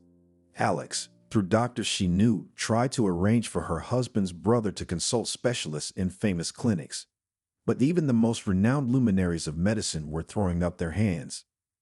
Unfortunately, the process is neglected and it is almost impossible to fix anything. Tony died when he was only 47 years old. Nanny suffered the death of her father as the main tragedy of her life. For Nancy, it was also the first serious loss, because she loved her kind and cheerful uncle, who had a joke for every occasion. It was the short and very apt sayings that were most memorable. Trying to calm the crying Nanny, she repeated time after time. Life is like a holiday, and on holidays you can't work. Such days you should have fun. The cousin surprised Nancy. What are you babbling under your breath? I just remembered your dad's favorite expression about life holidays. I think he would tell you now, Nanny, to stop crying. Nanny looked at Nancy in disbelief. You think he'd say that? Surely you can even consider that he's giving you that order through me. You know, my mom says that everyone who dies goes up into the sky and watches their loved ones from there. Nanny froze with her mouth open. She must have been in a state of prostration for a minute, and then she jumped outside. There she stared up at the starry sky for a long time. Nancy realized that her younger sister believed this mystical story about the soul of the dead. The older sister's hunch was confirmed a few days later. Nanny showed up at their house Sunday afternoon early in the morning. The girl was excited and her eyes were burning. When she and Nancy were alone, she mumbled mysteriously, "You were right. They all live in heaven." Nancy darted her eyes out in bewilderment. "Who are they?" Nanny sighed eloquently. Who those who died? You were the one who told me. Have you forgotten?" Nancy remembered a recent conversation. "Oh, that's what you mean. And how did you find out this?" Nancy became a little creepy because her sister's eyes were somehow fierce. Nanny moved closer to her sister and switched to a whisper. "I dreamed about Daddy today, but it wasn't like a dream, it was real. Daddy told me it was very nice where he is now." Nancy asked, "I hope you didn't tell your mom about your dream. She'd drag me straight to a shrink if I told her that. Let's keep it our little secret. It's a deal." Nanny looked at Nancy like she'd discovered the secret to eternal life or something. Childish maximalism, that's the way it is. Nancy could not deny her sister such a small thing. The common grief brought the girls even closer together, and Nancy paid less attention to her mother's perpetual nagging. By the time she graduated from high school, there was almost nothing to do with her parents.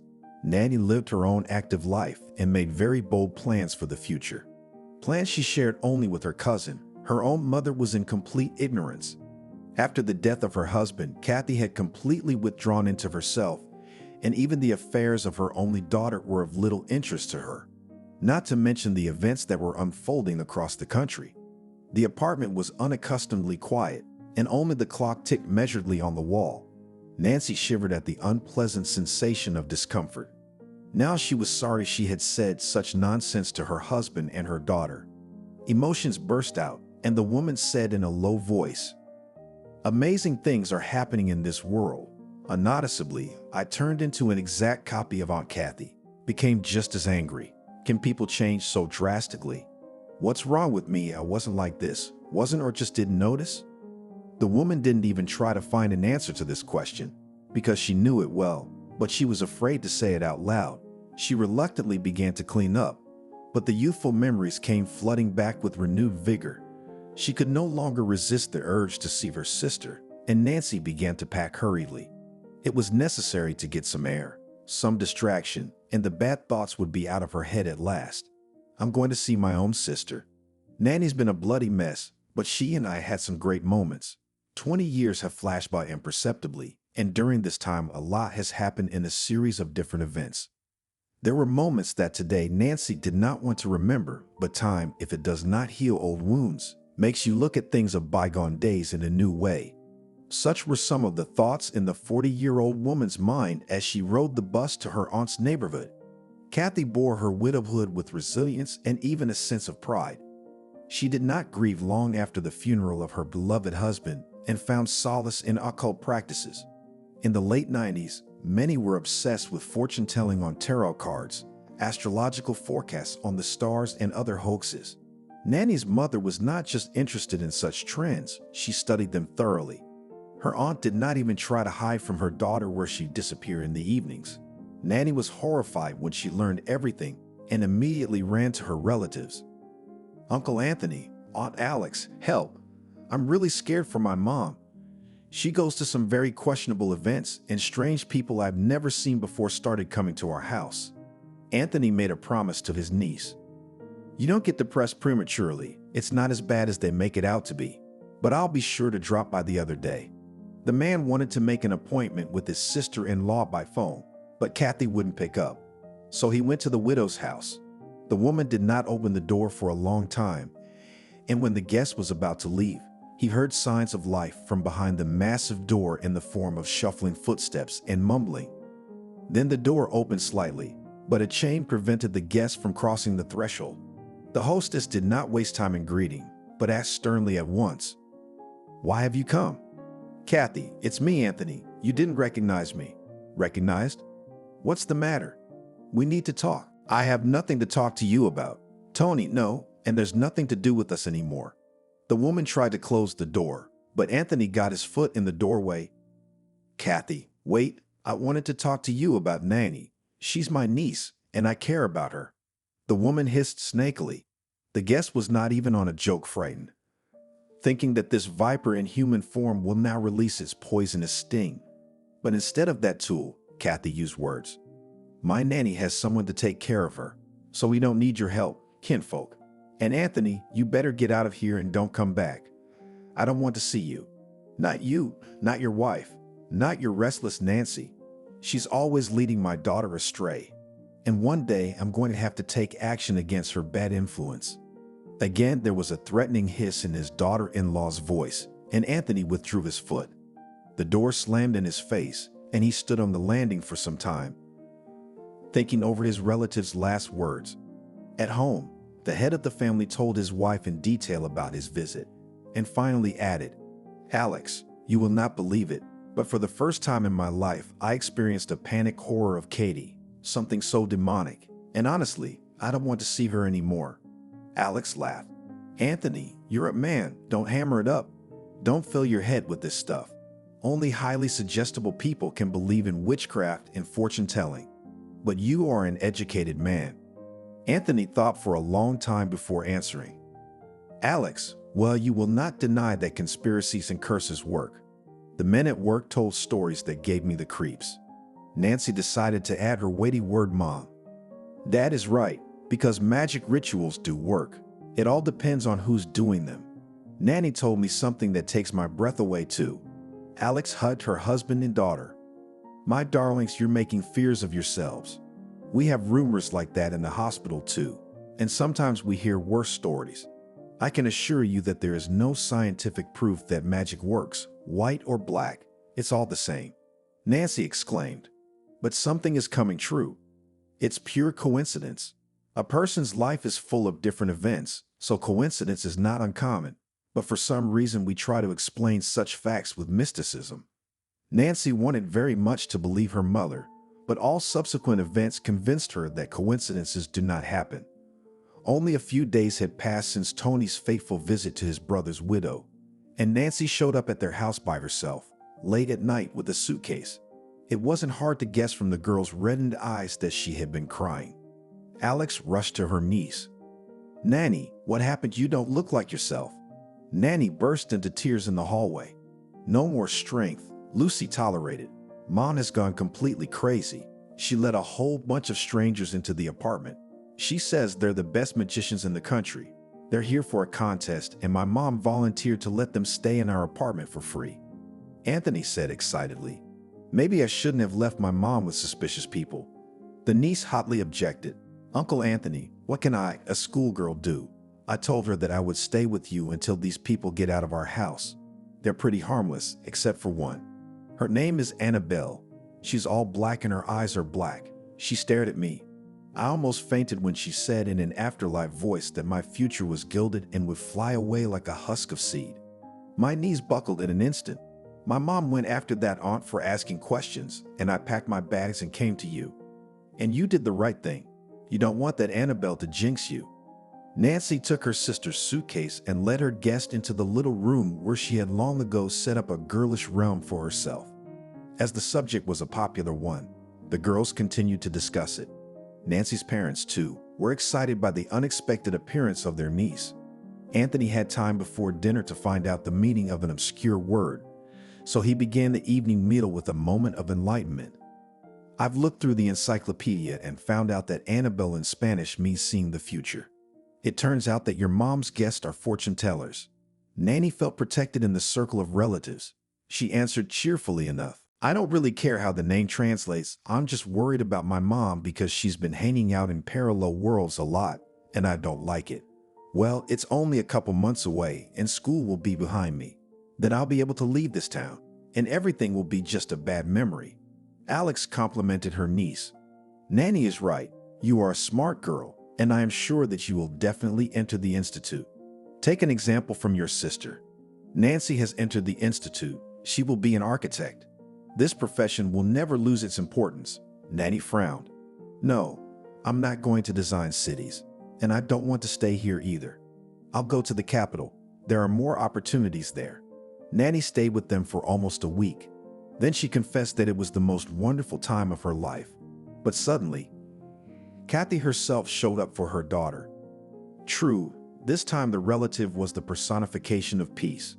Alex, though surprised by the visit, was also hospitable.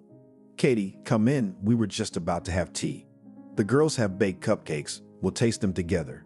She smiled sweetly at the invitation, but refused to have tea. Some other time we'll have tea. There's no time now. I'm actually here for Manny. Kathy stomped down the hallway, waiting for her daughter to gather her things. At last, Nanny appeared with her suitcase, and the guest said in a monotone voice, "You don't hold a grudge against me. I didn't mean to offend you. Thank you for taking Nanny in." Anthony was very happy that his daughter-in-law was showing some humanity. There's nothing to thank. We're not strangers. Aunt Kathy looked at him with a strange look, then said in the same colorless voice, "We should be careful at bus stops, especially in the evening. There's a lot of drunken outlaws running around town." Nancy felt a chill run down her spine. "Aunt Kathy, what are you talking about?" The aunt looked at her. "It's nothing much, I just wanted to warn you. And you get ready for the wedding, you'll be married soon." Nancy laughed right in her aunt's face. "Aunt Kathy, you sound like a fortune teller. I have to disappoint you. I'm not getting married for the next 5 years. Only after I get my diploma will I plan to start a family of my own." The aunt looked at her again with a shrewd look. There is no escape from destiny.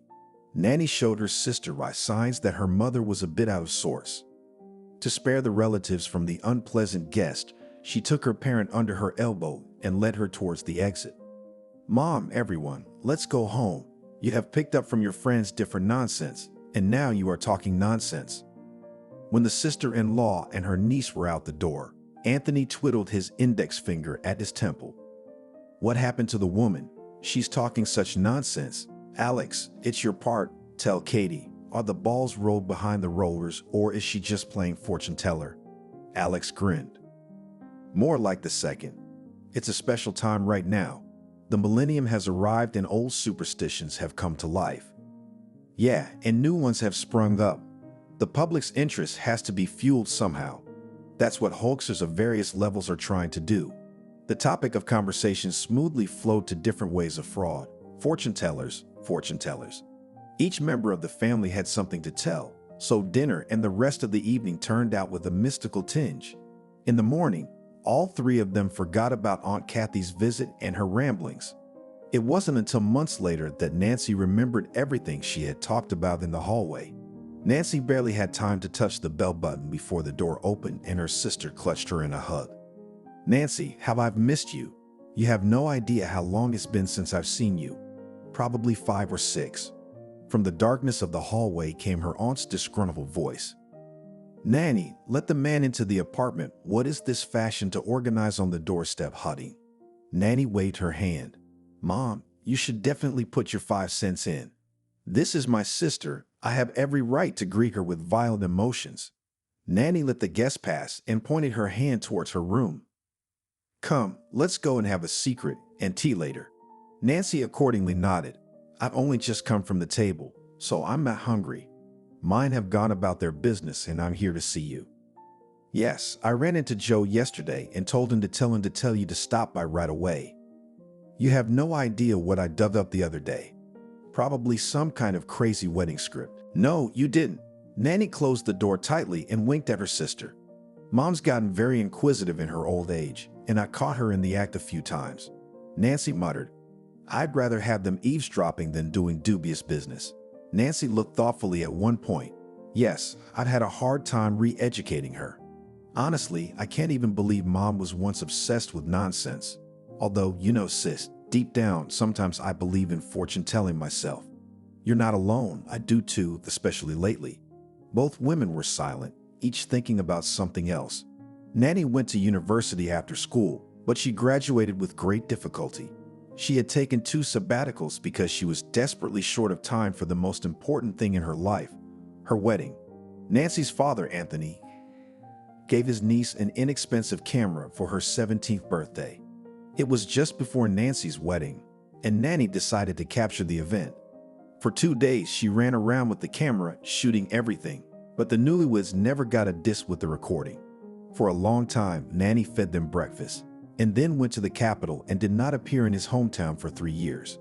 Years went by, and life every day more and more pulled the couple into its maelstrom. Joe and Nanny less and less often remembered the day of their marriage. And now, for the first time in 20 years, with Nanny's encouragement, Nancy remembered that she had once shone in a snow-white bridesmaid's gown. She sighed sadly and sat back in her chair. Come on, Nancy, dazzle my imagination. I'm getting ready. The woman shuddered. You scare me. I'm a little preoccupied. Now, just a minute. Nanny rushed to the dresser, on which were laid out in strict order all the paraphernalia necessary for a wedding planner. The guest grinned and nodded toward the prepared props. Do you have work to do here? You, as always, right? An acquaintance of my mom asked. They have a granddaughter getting married on Saturday. Actually, they've been common law for 2 years and suddenly they're getting married. Usually they rush to get it done when there's a new addition to the family. I'm never interested in such details. My business is to please clients and receive for their services money. Those are the 2 pillars of my business, Nancy said with a sneer. I have no doubt you're doing a great job with that. Nanny lifted her chin. Because I'm trying. Do you know how competitive this market is? I have no idea. I am far from the entertainment business. I'm closer to home in my unenviable job. My sister sighed. Yes, you were foolish then. You shouldn't have dropped out of school. Okay, let's not talk about sad things. Do you want to know what my competitors call me? Nancy looked at her sister and mentally noted that the years had only slightly affected Nanny, and she was still as vivacious as in her youth. There was not a single wrinkle on her face, and her blonde hair was in neat curls down to her shoulders. As her sister did not answer her question, Nanny began to shake her. Nancy, why are you silent? I don't recognize you. The guest laughed. I was speechless at the sight of your beauty. You're so graceful and well-groomed, and I am. Nanny let out a heavy sigh. What beauty is there? A pathetic glimmer of youth that has escaped me. But your flattery is nice. So, where were we? The competition. They're the ones who gave you your nickname. Nanny said in a well-practiced voice. Please love and applaud. You are looking at a rare exclusive, the wedding general. Nancy clapped her hands. You know, sister, there's something to it. I can't judge your professional qualities because I've never been to one of your events, but your exterior matches the rank of general. And that's what I mean. I've been in this business for almost 20 years. I love making people happy. Too bad most of the time that happiness is fleeting. That's true. There were suspicious noises outside the door. Nanny stopped talking. The guest looked fearfully at her cousin. Do you have mice? Nanny laughed. Yep, one mouse of enormous size. The hostess went to the door and said loudly, Mom, stop scaring people, come in. The door slowly creaked open just enough for Katie to slip in. "Nanny, the kettle is boiling. Are you having tea now or a bit later?" "Mom, in about 5 minutes we'll have a little more privacy." All right, girls, you talk and I'll wait for you in the kitchen." The door is closed. Nanny confessed to her sister. "Sometimes I feel like Mom is trying her best to make up for past mistakes. I'm sorry, but I don't know how to help. Nanny, it's very simple. You have to love your relatives, your parents. Above all, appreciate the love, care, and respect of their chat." Nancy's voice treacherously trembled, and Nanny again hugged her sister tightly. "Nancy, don't beat yourself up. It wasn't your fault. It was an accident." "That's all true, but your mother warned us of misfortune, and we didn't believe her. We thought her words were nonsense." Nancy felt tears come to her eyes. She remembered again the terrible day her parents had died.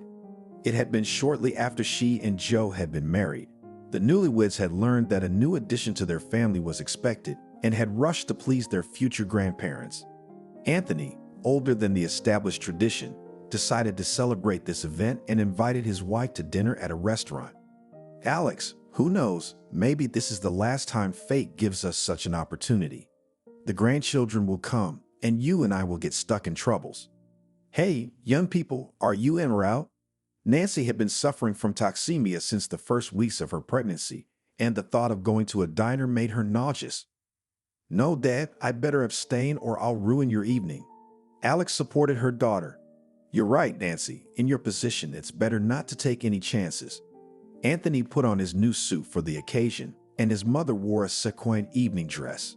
They ordered a cab, and in farewell, the mother shouted from the car, "I'll call you tomorrow morning." Nancy had no idea that this was the last time she would see her parents alive. As eyewitnesses later recounted, the couple were among those waiting at the bus stop for the last bus. Nancy's parents usually used their own car, but her father never got behind the wheel if he had a little drink. So that evening, the couple decided to take public transportation. Besides them, there were 6 other people at the stop, but no one noticed how a foreign car jumped out from around the corner at a great speed. Everything happened in a split second, and the silence of the night was broken by the screams of the victims of the drunken inadequate. Nancy's parents were at the epicenter of the accident and both died on the spot. It was a terrible blow. If it weren't for Nancy probably wouldn't have recovered from that tragedy. Strangely, after the deaths of her late husband's relatives, Kathy had permanently abandoned her fascination with otherworldly practices. Nanny was still also hugging her sister by the shoulders. Nancy stroked her arm. "Thank you for everything." "Why are you thanking me all of a sudden? We're not breaking up." "No, it just came to me. It happens to me all the time. I work so hard at other people's weddings too. Sometimes I have to turn myself inside out to get the damn fee in full." Now you know what a demanding client went. You sign a contract where everything is laid out, and some particularly zealous characters begin to say the shortcomings. About 2 years ago, I had such a case that one super-duper dad rejected my script. The man found several games with guests offensive, and he himself, without warning, reduced the amount of the fee. I didn't know that happened, and how did it end? I'm not the kind of guy who can get screwed over with impunity. That jerk still paid me for moral damage, but I've got a lot of nerves. "Nanny, you're really good. A real general," a woman corrected. "Wedding general. Speaking of birds, we've been talking and forgetting about the main thing." "That's right. You were going to surprise me with something." "Yeah, I'll get right on it. Just be patient and you'll be in for a surprise." Nanny started fiddling with the equipment. She accompanied this process with exclamations. "What a horror! It's all covered with dust. The equipment doesn't like such carelessness. We'll have to rectify the situation immediately." Nancy remembered how her younger sister had also worked wonders in her childhood, for which she'd been punished by her parents. And she wanted to help Nancy. "Maybe I could be useful to you. You know, my Lucy is very advanced in technique and has taught me something." Turning around, her sister said cheerfully, "Thank you, I'll do it myself. The thing is, it's an old tape, and you can only watch it on an old player. I can't get my hands on it to get my archive in order." Nanny fiddled with the equipment for another 5 minutes, but her efforts were successful. Something inside the unit buzzed powerfully, and the TV screen showed a splash screen. "Nancy and Joe together forever. The sound is a little bad, so we'll be watching a silent movie tonight." Both women held their breath and stared at the screen. They didn't notice Kathy silently enter the room again. The moment the bride, that is, Nancy from the past, tried to brush away tears of happiness with her hand in white gloves, the symbolic bouquet fell to the floor. Natty's mother said very clearly, "Bad omen, for bad luck it is." Nancy flinched and looked at her aunt. Nanny swooped down on her mother. "Mother, you're like Hamlet's father's shadow walking around the apartment. You could have knocked." The old woman excused herself. "You said 5 minutes, but it's been half an hour. The kettle is cold." "It's all right. We're in no hurry." Kathy wandered into the kitchen muttering to herself, "I don't know how to please them all." A disgruntled Nancy asked in a shaky voice, "Nanny, can't we have enough movies for tonight?" "Wait, that's the most important thing I haven't seen. Just a minute of patience." "Don't." I remember the moment when my bouquet fell and was picked up by a woman I didn't know.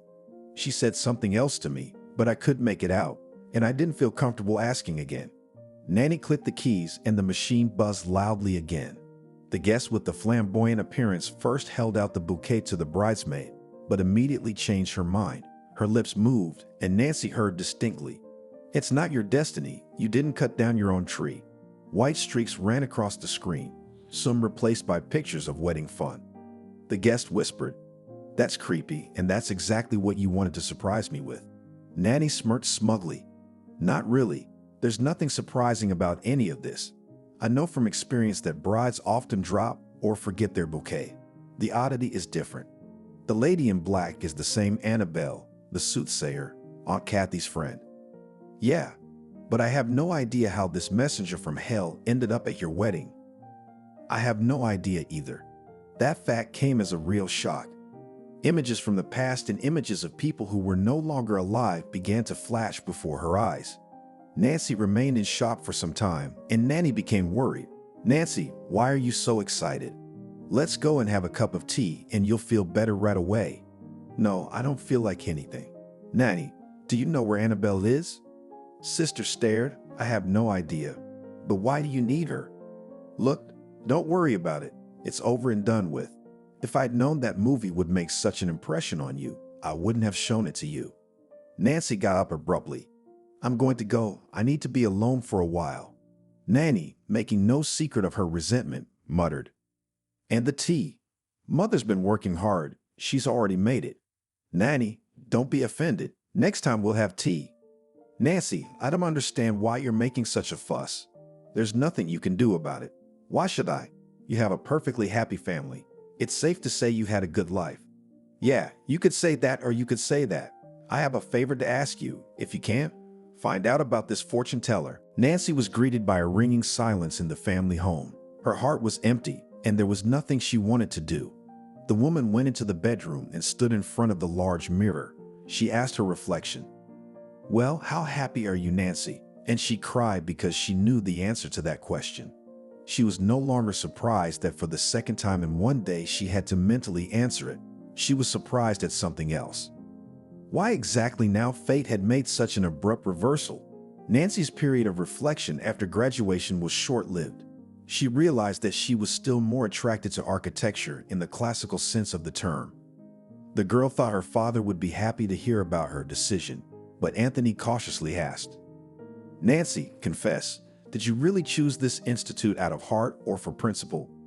"Dad, how could you think that about me? You know that I've been dreaming since I was a child." The father interrupted his daughter. Childhood dreams and adulthood are not the same thing.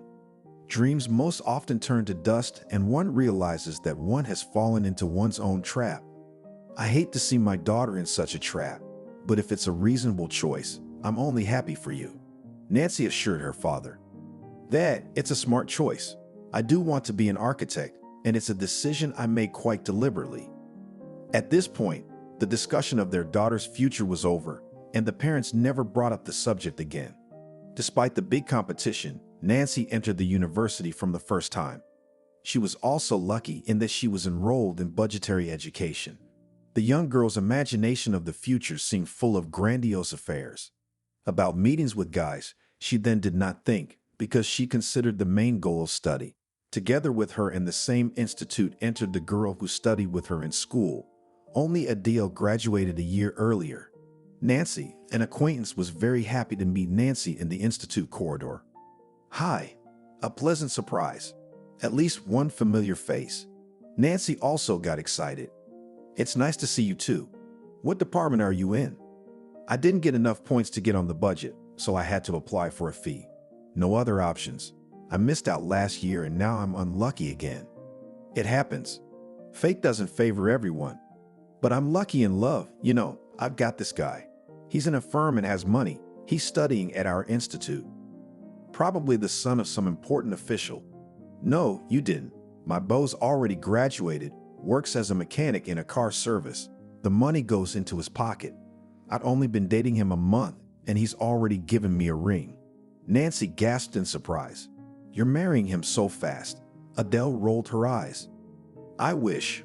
We're still in the active stage of our relationship, and Joe gave me a ring with a small stone in it, so no hints yet. But I'm waiting for him to be generous enough to give me an engagement ring.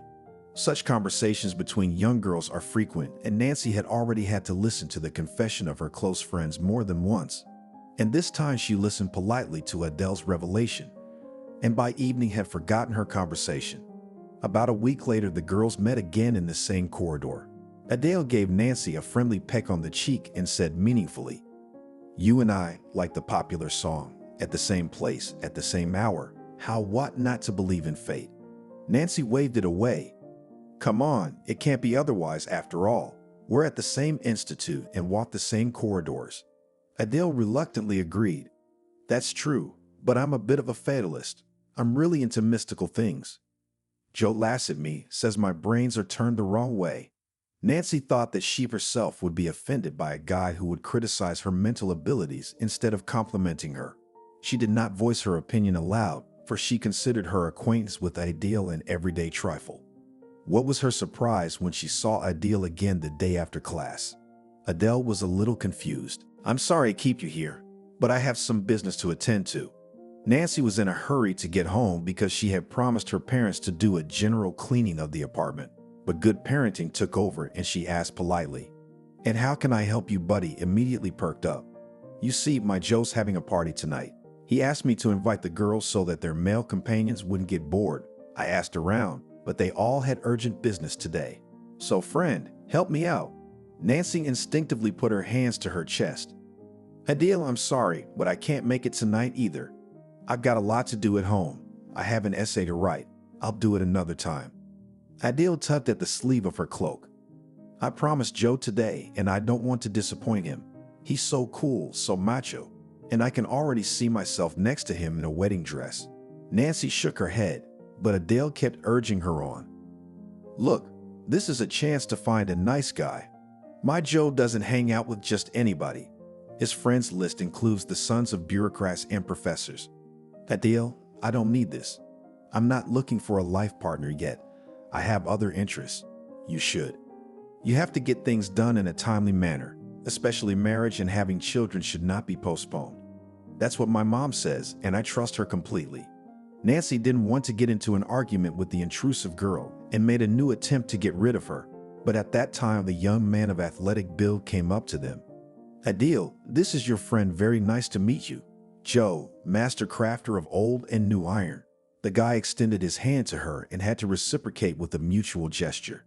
Adele's beau acted confident and even a little insolent, and Nancy was confused by this pressure. So it took Joe less than a minute to persuade her. It took her another quarter of an hour to notify her parents and change her clothes. The party was a buffet, so all the guests behaved relaxed. Nancy drank only orange juice and didn't even touch the food. Adele stayed close to her lover all evening. She looked faithfully into his eyes and caught his every word.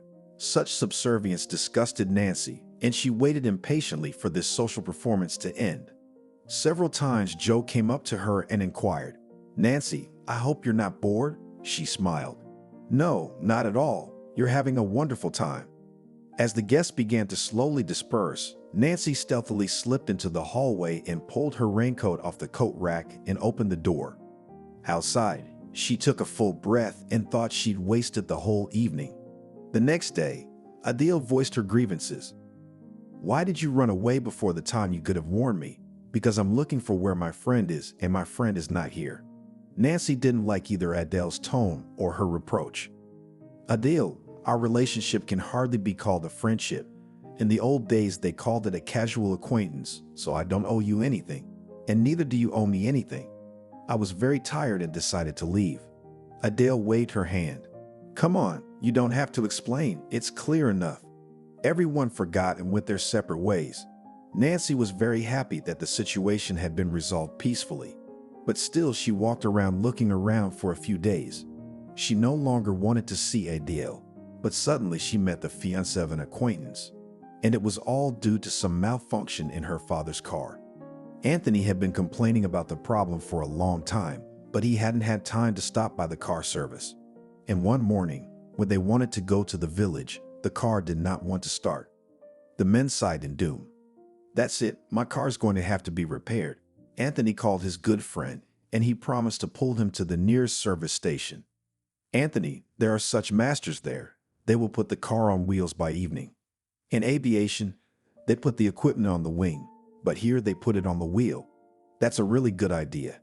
Anthony agreed with that conclusion. "You're a good man, Johnny. I wouldn't have thought of that." Nancy had never been interested in cars before, but now she was curious. She was eager to see with her own eyes how the craftsman would work a miracle. After all, her father's car was a rather old machine and had long been in need of replacement. Anthony didn't even want to hear about buying a new car. "My baby has not yet exhausted its resource. It is still capable of much." What a pile of rusted parts can do, father didn't say, but his daughter believed him. That day, she decided to support her father too. "Dad, can I come with you?" Anthony was surprised. "And what are you going to do there?" "A car service is not a beauty salon. There's nothing interesting there for a young girl. So what, I'll just see how scrap metal is transformed into a workable unit." "If that's the case, let's go." The master who was to perform the miraculous transformation before her eyes turned out to be Joe. The young man recognized her at once and was very pleased. "Nancy, what brings you here?" "Well, Dad's car won't work." "It's all right. We'll take a look and determine the cause of your machine's disobedience, and then we'll fix it." Anthony was surprised that his daughter knew the master recommended to him by an acquaintance. Trying not to attract attention, he whispered to his daughter, "Nancy, I didn't realize you had such helpful friends." The girl also answered in a whisper, "Dad, Joe is not my friend. He is Adele's fiancé. You remember? I told you about the girl from our school. We are in the institute together. Only she is in the economics department." He made an affirming noise. "Well, yes, something I recall. I think her father once worked in my brigade, but he was not satisfied with the salary, and he moved to the public utilities." "Yeah, that's right, him." While the daughter and father were discussing mutual acquaintances, the car service workers promptly made a diagnosis and began to fix the problem. Joe was pleased and informed the customers. "It could have been worse, but nothing serious. So in an hour or more your car will be on the road." Anthony was glad to hear from the foreman not so much a reassuring prognosis as an affectionate nickname, which he always used when it came to this car. He gave Joe's hand a long shake. "Thank you for your understanding. It's a pleasure to be the one to take on the task of repairing my car. It is rare to find such competent professionals among the young people today." Joe smiled at the praise and kept his eyes on the client's daughter. When the car was completely ready, the master offered Anthony to check the performance of the vehicle. The father sat down in the driver's seat and lost sight of his daughter for a while. Only later did Nancy realize that Joe had in this innocuous way eliminated the father of the girl with whom he needed to speak privately. "Young man," he said without further preamble. "Nancy, after that night I can't find a place to be." The girl did not understand what the guy, who by all indications did not lack female company, was getting at. "You're sick." Joe squinted his eyes. "I guess you could call my condition an illness. Your image haunts me night and day. I don't know what to do about it." "You're joking, and I thought you had a real health problem. My mom works at the hospital. She could help you get checked out." "Thank you. I'll definitely take advantage of this unique opportunity, but a little later. But right now, I'd like to ask you for a small favor." Nancy had a responsive heart, and she prepared to listen to the guy's request. She even thought that Joe would ask her to pass something along in Adele's words, but what he said instantly made the blood rush to her face. "Nancy, I'd like to meet you. We could go to a movie or take a walk in the park. How would you like that?" The girl was confused. Joe guessed what was confusing Nancy. "If you mean a deal, we have nothing in common, absolutely nothing. She and I had a nice time together. That's all." Nancy remembered Adele proudly showing her Joe's gift. At the same time, Adele had acted arrogantly, as if she were the most attractive girl on the entire planet. Nancy had wanted to rub her nose in that snooty girl's nose from day one and had quickly realized that the most effective way to do that was to steal Adele's fiancé. Nancy lowered her eyes languidly, barely audible. "I don't mind going out with you." Nancy didn't think her love would take a whirl after her first romantic encounter with Joe. And after just a few days, she was already catching every word he said. Joe gave her an engagement ring 3 months later, and Nancy immediately agreed to become his wife. When Adele learned that her friend had literally stolen her fiancé from under her nose, she wished her, "One day you'll choke on someone else's happiness. My only wish is that it happens as soon as possible." Adele was not among the guests at their wedding. Nancy did not meet her later, because after marriage her life changed dramatically. First, her parents died tragically, and then a cute little girl named Lucy was born. The young mother had to leave her studies at the institute and devote herself to her family, but she made this choice without regret. Only years later, she began to think more and more often. It could have been different if you hadn't dropped out or married another guy. The sun had been pouring down mercilessly since early this morning, and the air conditioners in the beauty parlor were running at full blast, so Annabelle enjoyed the invigorating coolness. She was lazily flipping through the latest issue of a fashion magazine, waiting for her turn to see Betty. Only Betty knew how to turn the latest dunce into a real beauty, and Annabelle treasured her friendship with her. She glanced at her watch and picked up another magazine from the stack. Thoughts flowed slowly through her head like boats in a pond, and Annabelle calmed them slowly. She was happy with everything and the way her life had turned out and the craft that brought in a steady income. Betty showed herself in the waiting room and said in a sweet voice, "Oh, you're here already. Now, if you'll just bear with me for a minute, I'll dry the client off a bit and invite you in." Annabelle waved her hand condescendingly. "Don't worry, Betty. Such a divine coolness, I am ready to sit for hours. I'm very glad you feel comfortable with us." Betty skulked behind the partition. When the Creator had distributed his gifts to the Earthlings, he had obviously not noticed little Annabelle, so she had gotten practically nothing except an inventive mind. The unique ability of the ugly girl manifested itself already in kindergarten, and the teachers were surprised. "Wow, so ugly, but so smart. Probably will become a scientist when she grows up." Annabelle's parents did not bother to take care of their daughter. They constantly argued, and the girl was thrown like a ball from one old man to another. But since Annabelle was an unusual child, she liked this way of life. Then the parents parted for good, and the girl was sent to be raised by her grandmother, who lived on an abandoned farm. Annabelle still does not know who the old woman was a relative. Her real name also forever remained a mystery, because the grandmother was called simply and understandably. The old woman did not take offense at this attitude, cheerfully saying, "Let them call me even a stump, as long as they paid me money." Annabelle heard from the villagers that she was a hereditary sorceress. Sometimes when her grandmother was in a good or cheerful mood, Annabelle would help her. These were especially happy moments because the girl could go into the room where the grandmother was preparing a potion of herbs and invoking the spirits without fear. The child's brain memorized and absorbed everything.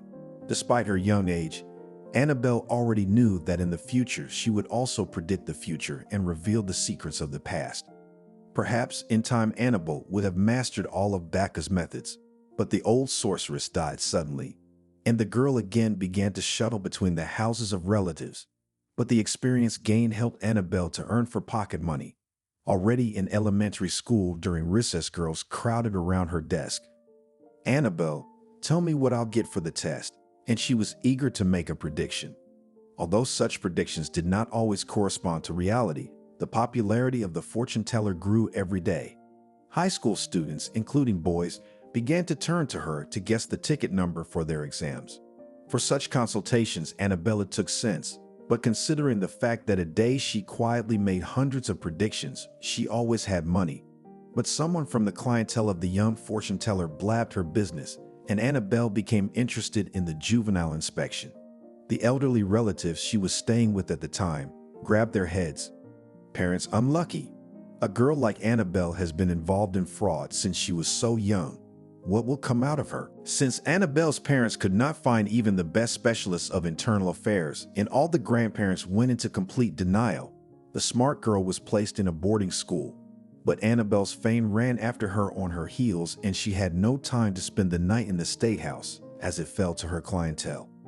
13-year-old fortune teller, in addition to the basic techniques of divination, perfectly possessed the voice, and each session turned into a small but exciting performance. Educators and nannies brought sweet gifts to the girl and asked her to tell her what would happen to their relatives. Her peers were most interested in the boys and consulted her on the subject. Once Annabelle was called aside by Uncle Liam, the stable boy, and, embarrassed, asked him to make him a conspiracy for a drink.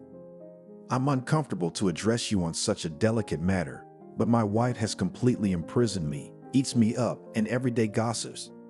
If you drink, I'll put you in the hospital. Make me such a potion that in one time as if it would take away." It was an unusual request, but Annabelle pulled out of the recesses of her memory a recipe that her great-grandmother had once used to make a potion for the director of the local collective farm. Amazingly, the man had stopped drinking. Uncle Liam was also satisfied with the result of the treatment prescribed by the little sorceress. In a burst of the kindest feelings, he advised her, "You, beautiful girl, should make up a pseudonym for yourself. That's what all the famous mediums do. Take the same Vanga or Juma, because as long as you pronounce your name, the language will be confused. And your last name doesn't sound good at all. You need to think of something that will stick in your brain." Annabelle thanked the stable boy for the tip and headed for the library. She spent days poring over the thick book until she found what she needed. Annabelle. She was sure that such a colorful pseudonym would ensure her a successful future. But the girl soon realized that it wasn't enough to be successful with a big name. It still needs connections, and the circle of acquaintances graduates of the boarding school is too narrow. Annabelle realized that she only has to wait for the happy accident, which in an instant can change everything. 3 years passed in this waiting. During this time, Annabelle got a specialty of a secretary in the local school. But to get a job, the girl was in no hurry.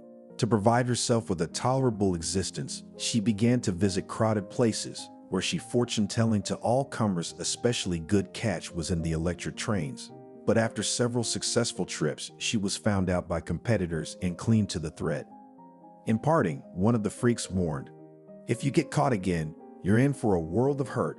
Annabelle did not risk her precious life and continued practicing in parks and recreation areas. However, in the wintertime, the visit to such places was minimal, and freezing citizens refused the services of fortune tellers, so Annabelle often went to bed with an empty stomach. The fortune teller was desperate when the opportunity she had been waiting for came up.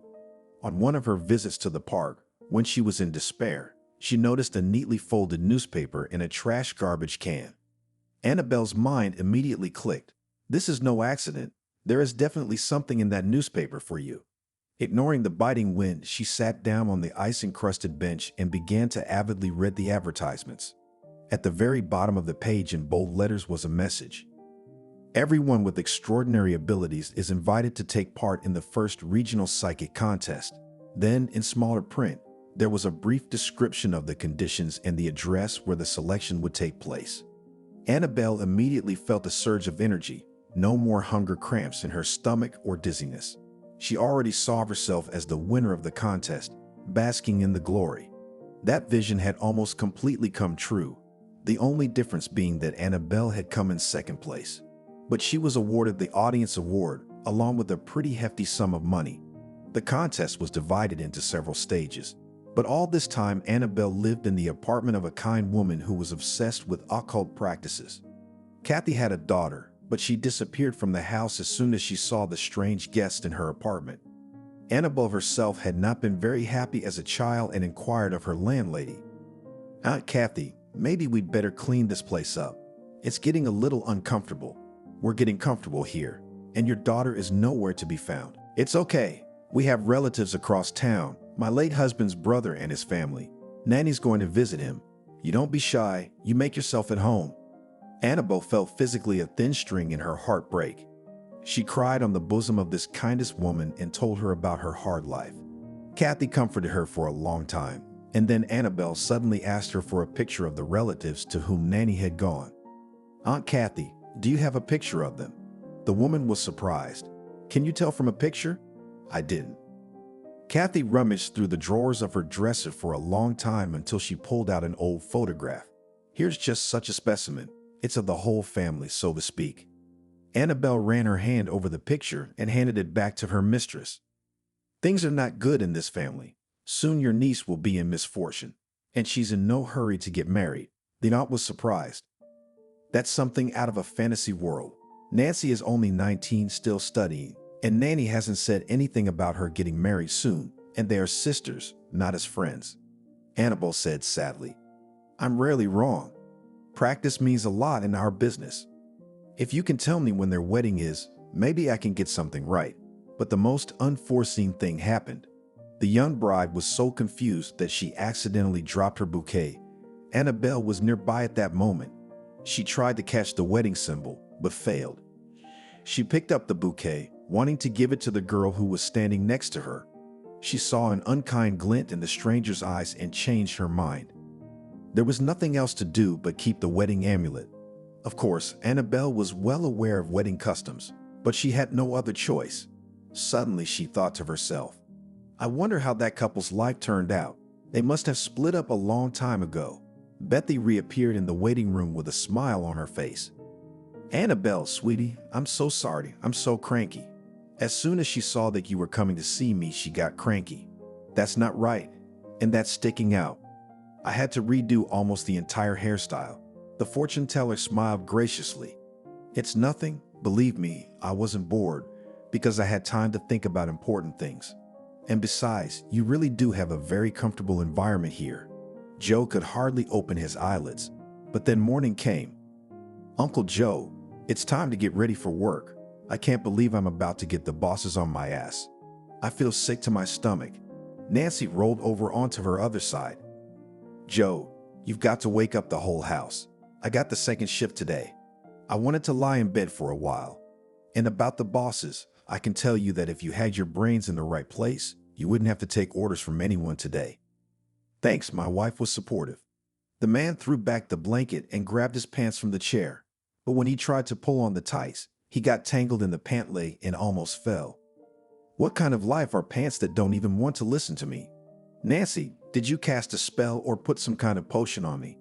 I've gone crazy in my old age. I got nothing better to do than poison you. You'll die soon if you don't stop drinking vodka by the bucketful. You're sassing me. I know my limits. If you knew what you were doing, you wouldn't have dreamt your car dealership, and I wouldn't be counting cents till payday. You poor, destitute woman. You should have studied instead of dropping out. I'm sorry, but janitors are underpaid. Nancy couldn't take it. Joe, you have no conscience to reproach me. If I had married you, I wouldn't have had to sweep the floors with a rag. It was you who led me astray. The woman sat down on the edge of the bed and said dreamily, and in general, if I had finished my studies and received a diploma, I would hardly marry you. It was a hard blow to the male ego. So you regret it? 20 years we've been together and you haven't said a word, and now all of a sudden you're regretting it. Nancy was getting ready to say something mean to her husband. Her daughter knocked on the door. Mom, Dad, don't you get tired of the same old ifs and whys every morning? Why do you keep poking into the past? Normal people live for today. Joe grumbled. Lucy's right. It's too late for you and me to make any changes. Unless you have someone, though. And I wonder who that mysterious Nick is who keeps calling you. Lucy shouted from the kitchen. Parents, I love you very much and please don't make a Desdemona-style scene. The spouses laughed amicably and Joe cheerfully remarked, there's something in that. Though you can't pull off Desdemona, I'm sure I'll have the same type of body. Yeah, only if you believe Shakespeare. The Moor didn't use combustible mixtures. William just decided to hide that fact so as not to embarrass his hero. Nancy looked at her watch. Hero, if you keep scratching your tongue, you'll be late for work. and the boss will be happy to smack you around. Why should I suffer? I'm never late and the bosses appreciate me. Time was running out and Joe was eating breakfast on the go. He was almost at the door when he remembered Nancy's call. Nancy, yesterday while you were out, our wedding general called. She said she had some important information for you. Call her tonight on her cell phone. The woman grumbled in frustration. Again, that beast ran away without saying goodbye. Lucy poked her head through the ajar door and said, "It's so hard to come in for a minute to talk to someone. Mom, you know Aunt Nanny's not an ordinary person. I don't know how anyone can have a party for almost 20 years in a row. I would have lost my wedding business for sure. That's what it looks like from the outside. And when pressed, you learn to sing in nightingale and polka butterfly dances." Lucy looked expressively at her mother's mother. "Where did you learn such expressions? I don't like the way you and your father have been fighting lately. I guess we're sick of each other. That's what happens in life.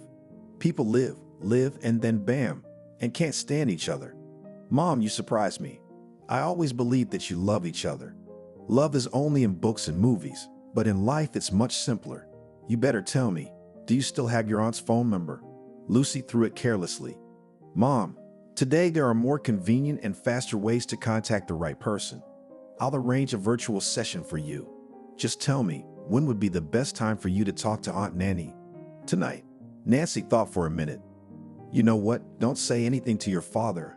I don't want him to hear what we're going to talk about." Lucy held her breath in anticipation of something interesting. "Mommy, can I have some privacy? I love secrets. I confess I overheard a little of your conversation with Aunt Nanny last night. You were talking about a wedding and you mentioned a fortune teller. Mom, I'm so excited to be in the middle of an intriguing event." The woman interrupted her daughter's reverie. "You better think about your studies. The session is coming up, and you have not opened a single book. You'll be like me, an underachiever scrubbing floors to a high shine." Lucy grimaced. "Mom, don't predict a bitter fate for me. I'll learn and get a diploma. And even if I have to get married at such a vulnerable age, I won't be in a hurry to continue the family." "Oh, don't be so sure. Everyone says that and then changes their minds. You're not going to put off having kids until you retire. Then my father and I will not be lucky enough to see grandchildren." My daughter looked at her watch. "Oh, Mammy, I'm so late. I'll see you tonight." Nancy took her time tidying up her room and pulled out a photo album for some reason. The images from Nanny's movie kept popping up in front of her eyes.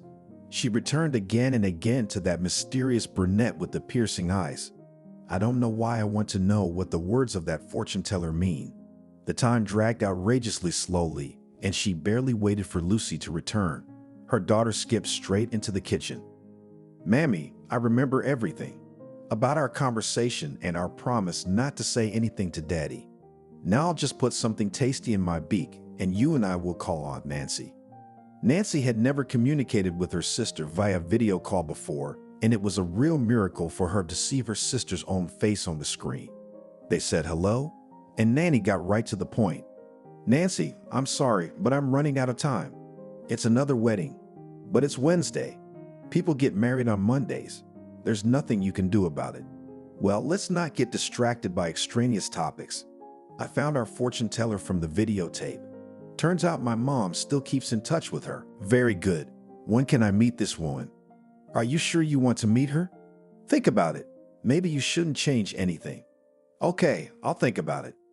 "Then let me know or get Lucy to send me a message." The screen went blank and Lucy said disappointedly, "I still haven't learned anything interesting." Nancy felt incredibly tired. "You still have a lot of interesting things ahead of you. Don't be in a hurry, my daughter, to live. I'm going to go lie down and you feed Daddy when he gets home from work." Nancy had hoped to be able to sleep, but now, after her conversation with her sister, anything but sleep came into her head. She was going over all the events she had to remember, and now one came up that she had long forgotten. It wasn't even an event, but a phrase Joe had dropped at the wedding. It was the phrase that had left her feeling confused, even lost her mood. But by the end of the party, she told herself it was all a figment of her imagination. It was like that. They were accepting congratulations, and Joe was smiling contentedly as he hugged her. Nancy was hot, and she threw off his arm. The young husband leaned toward her. But what a caprice, don't you realize that you only look so good next to me? Alone, you're not so good anymore. He put his hand on her shoulder again, and Nancy wondered. She wondered if he really thought that, or if he was just making a bad joke. Of course, she really wanted to find out, but then she got dizzy, forgot herself, and decided that her smug husband had said it without thinking. Now, lying on the bed, she remembered some moments of their life, some phrases, and realized that Joe, even now, after the fact, went to the real Alcash. It was only a little bit left to him. Sincerely thought that he had done her a great favor by marrying her. He also really didn't like the fact that she was working as a janitor. Nancy sat up abruptly in bed, and it was true that when he had to sell his auto repair shop because it stopped making a profit, and profits, as you know, are what businesses do. He got drunk, of course, and consoled himself in the kitchen. Nothing, but now we have a nice family, an unemployed man, and a cleaning lady. Nancy hadn't paid much attention to his words then, but now she felt very hurt. The woman quickly got out of bed, opened the closet, took out a sock in which she hid her rainy day supplies, took some bills, dressed, and moved towards the kitchen. Lucy came out. "Oh, Mom, where are you going? Dad will be here soon." Nancy grinned crookedly. "Well, he'll only be here, as usual, in such a state that he won't know what's for dinner or who's home. I'll be back in a couple hours. I got things to do." Lucy's all out. "Mom, and this has something to do with it." Nancy didn't let her daughter finish. "Stop making up all that nonsense. Nothing has anything to do with anything. I just decided to get a haircut because I look like a hobo." Lucy's mouth opened slowly. For as long as she could remember, her mother had had a permanent bun on the back of her head, and she couldn't imagine her mother any other way. "Mommy, you're a piece of work. Go cook dinner. Soon our happiness will crawl in." "Mom, don't be like that." Nancy didn't say anything and went out into the yard. Okay, Joe has to go that way, so she would go the other way. She walked for a long time, hesitating to enter the barbershop. Apparently, it was because she hadn't visited such places for a long time. Finally, she decided. "Hello." The master turned to her and smiled. She was just styling a black-haired woman. "Hello, I'm sorry, we have no seats for today." "Sorry." Nancy was about to turn around when the customer suddenly said, "Bethy, your last customer for today is not coming, so you can safely take this woman. You're just finishing up." The master looked at her client confusedly, then at Nancy. "You can wait a bit. If the person who signed up doesn't show up within 10 minutes, I'll take you." The client turned to Nancy. "You wait, no one is coming." Nancy gasped. She recognized the woman immediately. It was the same fortune teller with the strange name who had picked up the bride's bouquet. Now Nancy was agonizingly trying to remember where it had then gone. When Annabelle rose contentedly, Nancy turned to her at once. "I really need to talk to you." The woman looked at her in surprise. "Why are you rushing things? Your aunt has already called me. I'll see you very soon. I just need a little time to get everything ready." Nancy became frightened and Annabelle leaned toward her. "Don't try to change anything. It won't work. Just accept it the way it's going to be, no matter how much it hurts you." Nancy recoiled from her. She'd known for a long time that the prediction that Aunt Kathy had once voiced to them had also been spoken by Annabelle. Thought glittered her black eyes. "Don't be so afraid. Sometimes you have to lose something to find something." She walked out of the hair salon and Bethy took a breath. "I'm always scared when she comes to see me. And this despite the fact that Annabelle is always friendly, smiles, leaves good tips. But when she looks at me with her eyes, it's like she sees everything from the inside. She's such a legend." "Oh, sorry, I'm talking to you. Have a seat. Sit down." "What would you like?" Nancy smiled. "And I'd like to change everything." Bethy smiled back. "That's what we like. Let's get started." Nancy looked at herself in the mirror and didn't recognize herself. If it was her, an attractive and still quite young woman. "Bethy, you're a wizard." "It's not me. It's your desire to be different. Would you like me to give you the number of a very good handyman who can fix your hands?" Nancy didn't realize she'd nodded. Nancy's predictions were all wrong. There was certainly nothing of the fortune teller in her, for Joe came home sober. Even Lucy almost fainted, but she tried not to show it. "Pa, come to supper." She walked past her father twice, trying to catch the scent, but she couldn't. But her father figured out her plan. I haven't been drinking, so you don't have to smell it. I'm not sniffing, I'm just sighing. Lucy was blushing deep red. Even though they had a daddy, Lucy loved her father. She loved her mother too, of course, but Nancy was sometimes too strict, and her father, in any condition, pitied and pampered her daughter. Joe sat down at the table and took up his spoon. "Where's mother resting?" Lucy, who crouched in front of him with a plate, hummed. "If only, gone somewhere," Joe choked. "What do you mean somewhere? It's all right if it's evening," Lucy shrugged. "Well, it's not that late if the hairdressers are open," she said and bit her tongue. Maybe Mom wanted to surprise Dad. They've been fighting so much lately. Joe's barbershops. He put the spoon down carefully. "I didn't feel like eating for some reason." Something had been going on in the family lately. He was sure that Nancy had no way of knowing that he had accidentally cheated on her 3 months ago. Where did Annabelle, who'd been clinging to him since she was young, come from? We had a drink and remembered. He immediately sobered up, ran away from her headlong, could not understand how this could happen. And now Nancy had repeated several times recently that she regretted living with him. She could understand it. He'd done nothing to make her finish her studies. And he didn't do anything afterwards either, always putting himself first. And if she had finished her studies, Annabelle would look so fashionable and beautiful. And you can't say she's 40. "Dad, why aren't you eating?" "I don't feel like eating." "Do you know what time these hairdressers are open till?" Lucy looked at the clock at the center. "They close in an hour." Another hour passed in complete silence. Joe pretended to watch television, and Lucy looked at him anxiously. Something was going on in their family now. Lucy couldn't figure out who was to blame. The door slammed suddenly, and both Joe and Lucy immediately jumped out into the hallway. Lucy whistled.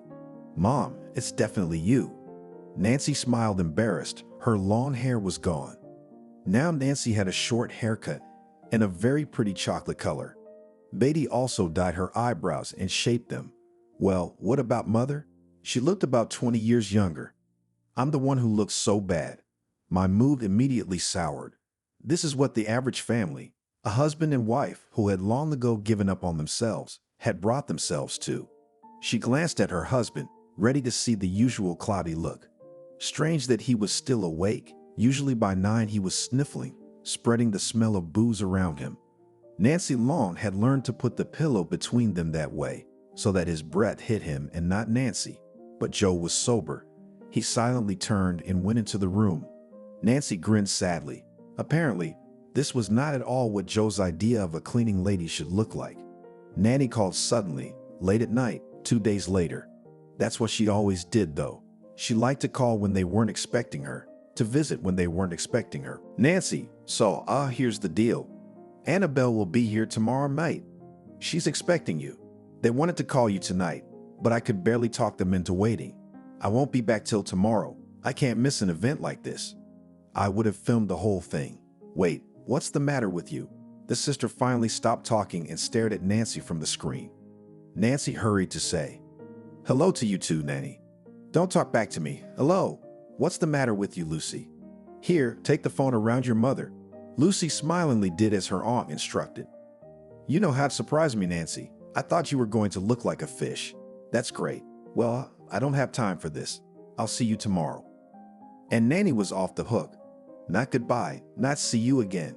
Nancy just shook her head. Years go by, Nanny. Nothing changes, only the digit in the passport. Lucy sat down next to her mother. "Is it that bad?" "She's so agile and energetic." "So what?" "She has no husband, no children, no simple female happiness.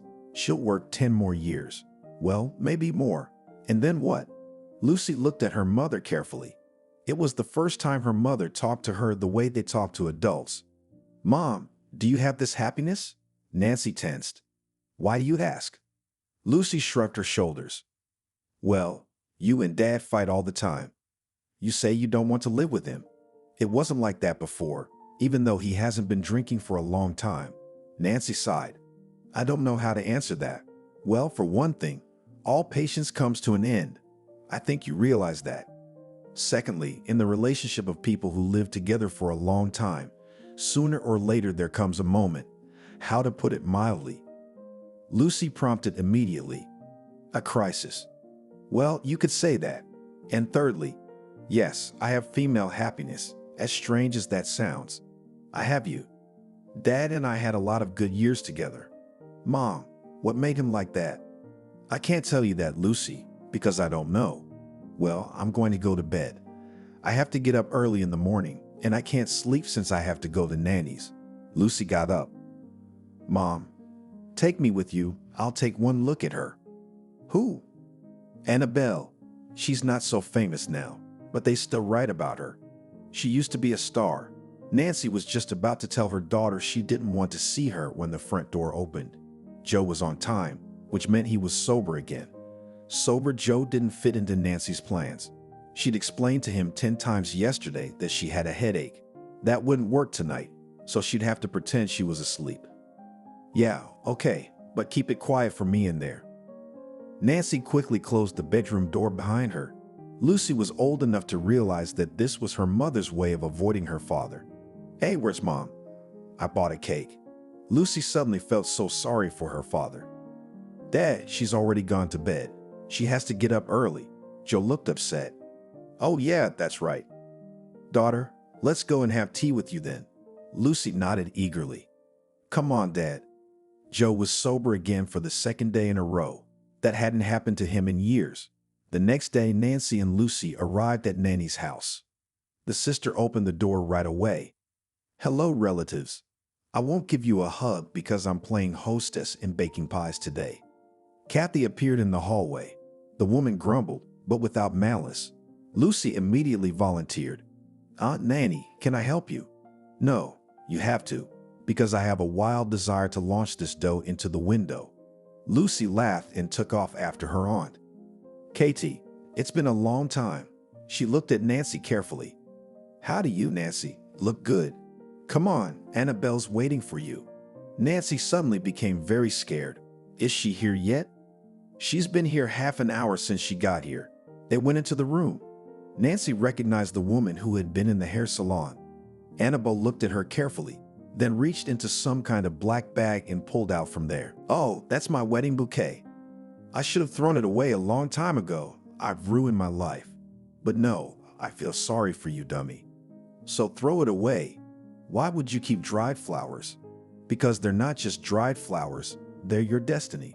The bouquet was supposed to go to one of the girls, and you dropped it and forgot. Nancy said uncertainly, but they're really just flowers. They're just flowers before the wedding. Well, and after the wedding, if you do it right, while they're in the bride's hands, it's your fate that's not complete in them. You threw them under your feet, so you trampled on your destiny. But no, I'm fine. Why did you call me here to listen to your lies? Nancy stopped talking. Yes, that woman with the piercing black eyes was quite right. Your sister should have caught the bouquet. But you did the wrong thing. In all your life, you've regretted marrying him. But you've only been able to admit it to yourself recently, and I've kept it. That's why my love life didn't work out, but I don't regret it at all. Nancy looked up at Annabelle with hopeful eyes. What am I supposed to do now? We have a daughter? Your daughter will understand. Not right away, but she will. And you need to finish what you haven't finished. In the kitchen, Nanny fought with the filling. The first batch of pies was already in the oven. The second was to be with jam. She wasn't the least bit worried about not being able to hear what was being talked about in the room. She knew for a fact that if it wasn't Nancy, her mother would tell her. Nanny, the woman flinched and turned sharply. Standing on the threshold of the kitchen was Nancy, followed by Nanny's mother and Annabelle. Catch! Nancy tossed something to her, and Nanny caught what it was. Nancy laughed. And this is my sweet sister, my wedding bouquet that you were supposed to catch at the wedding. Nanny laughed. Oh, I can't go with you. You can also tell me that I'm getting married soon. Annabelle calmly expressed. You'll marry someone you never thought you'd marry. Only one important thing now, so that the events that are coming to your family and split you up. Remember that it would have happened sooner or later anyway. Nanny was confused for just a moment, then, putting the bouquet aside, said, That's it. I've had enough. Let's have some tea. Lucy, take out our work of art. Lucy, as if awake from a dream, rushed to the oven. Annabelle only smiled. Learn it in your life. In the evening, when Lucy had gone home and Nancy's mother had gone to bed, the two sisters sat in the kitchen with a bottle of wine. Nancy had just told her everything the fortune teller had told her, and now she shook her glass thoughtfully, watching the wine shimmer in it. Nanny, almost in a whisper, asked, "Nancy, and what do you intend to do?" "You know, Nanny, I feel so much better after this conversation. I've needed to talk to Joe for a long time. I'm sure the reason he's drinking is because he doesn't love me either. We're in a trap, you know, feeling the same way, but we can't make up our minds. What if you're wrong? What if he does love you?" Nancy shook her head. "He doesn't." Nanny was silent for a while, then asked, "Okay, you'll talk to him. What's next?" "Next, you won't believe this, but I don't want to be a cleaner anymore. I'm going to take a course. I don't know which one yet, but I'm going to take one. Maybe more than one. I'll get another job, go to the hairdresser once a month, finally become a woman." "For who?" "For myself. Nanny, you know, for me. It's like I've been asleep all these years, and now I realize I've been blaming Joe for nothing. And it's as simple as that. Well, what can I say? I feel sorry for Joe. I think he'd be lost without you." "Are you suggesting I give up on myself and my life and devote the rest of my life to him?" Nanny shook her head. "Yes, sister. You've got a lot of fire in your mouth. I can't even argue with that. Maybe you should stay. It's getting late." "No, it's a small town, but there's no problem with cabs." The cab was surprisingly quick. Nancy got in and said, "Wow, I've never driven a car like this before." The driver of the cool car smiled embarrassedly. "You see, I'm not a cab driver, but I'm so bored at home in the evenings that I decided to do it. And you know, it's a very interesting profession. It turns out, so many people want to talk to a stranger." Nancy laughed out of the blue. "Oh, I'm certainly not going to tell you anything, because you won't believe me anyway." The man smiled at her in the mirror. "Where do you want me to take such a beautiful lady?" Nancy was embarrassed and gave the address. The man turned to her in surprise. "I'm sorry, I'm not mistaken," you blushed at the compliment. "I'd kill your husband and all the men in the neighborhood." They drove to Nancy's house in silence. As she got out, the man handed her a business card. "Here you go. If you ever get lonely, you call, we'll go for a ride, have a cup of coffee." I realize this all sounds strange, and I'm probably not at the age to ask you out like this, but I don't know what else to say to see you again. Nancy, who didn't want to take the card at first, held out her hand. "I'll be sure to call you." Joe was sitting in the kitchen. Nancy walked in, sniffed the air with her nose. It didn't smell, so her husband had been sober for 3 days. "That's good. Maybe we could have a normal conversation." She sat down across from him. Joe looked up at her. "Joe, I know why you drink." "Nancy, well, you want me to try to quit." She shook her head. "It won't work." Joe raised his eyebrows upward. "Now that's something I didn't expect to hear from you at all." "Why not?" "Because you're going to drink while I'm around you." Joe looked at her in surprise, and Nancy continued, "Joe, we've been together so many years that we shouldn't have any secrets from each other in principle. I don't understand why we're both trying to hide the obvious. You don't love me. I don't love you." Joe wanted to say something, but she raised her hand. "Wait, let me finish. You're the one who's going to think it over. Figure it out for yourself. We're not old yet. Maybe at least one of us will have a chance to be truly happy for a little while." There was silence in the kitchen for a few minutes. Then Joe said, "How do we move on?" "You mean plans? I want to get some kind of profession, to stop cleaning up after others, and it would be great if you could reopen your workshop." Joe grinned. "Do you think I could do that?" "I don't doubt it at all. If I'm not around, you'll succeed. We'll get Nanny. She'll take great pictures for the commercials. All your clients will come after you. Joe, you got great hands." Lucy, when her parents announced their decision, sat silent for a long time. Then she said, "Of course, I do not like all this, but if you decided so, if it is better for you, I hope that you will not stop loving me." Joe moved out before the divorce. When Nancy offered to trade the apartment, he said, "No, Nancy, this apartment is yours, Lucy, and I'm a man. I'll take care of my own housing problems." Nancy hugged him for a second. I sincerely wish it works out for you. Joe smiled back. And I wish it for you. That same day, Nancy called the number that was written on the business card. Good afternoon. I don't know if you remember me. It's impossible to forget you. I didn't think you'd call anymore. Noah was a retired military man, so a little straightforward, but very interesting.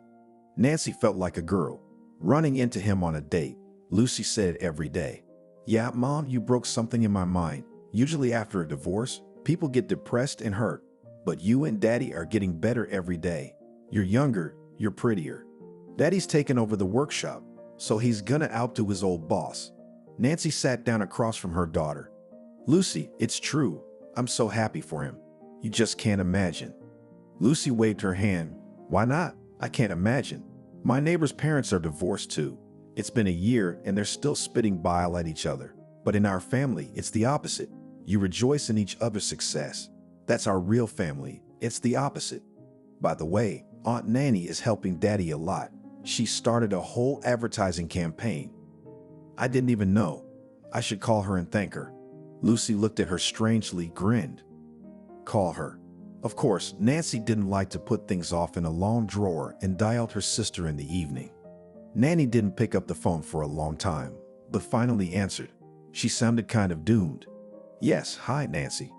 "Hi. What's that dying voice? Some rich fiancé didn't pay you again?" "No, I haven't photographed a wedding in 2 months." "What's the matter, Nancy? You're the recognized wedding general." Nancy was really worried. "Nanny, why don't we meet somewhere and sit and talk?" "Come on," Nanny's voice was full of doom. Nancy hung up the phone and began to pack quickly. What kind of sister was she? Because of her new relationship, she didn't even ask how Nancy was doing. What if something serious happened to her? It's true what they say, happiness blinds the eyes. Nanny was sitting at the table and Nancy noticed that her sister had somehow lost weight, looked better, though she'd always looked good. Nancy had just sat down when she noticed a ring on her sister's finger. "Well, what's that? You didn't even tell your sister you were getting married." "Well, I would have, but I'm just getting married." I don't hear any joy in that voice. Don't you love him or him love you? He loves me and I love him. I love him very much. I never thought it was possible to love like that in my life. Nancy frowned. Is he married?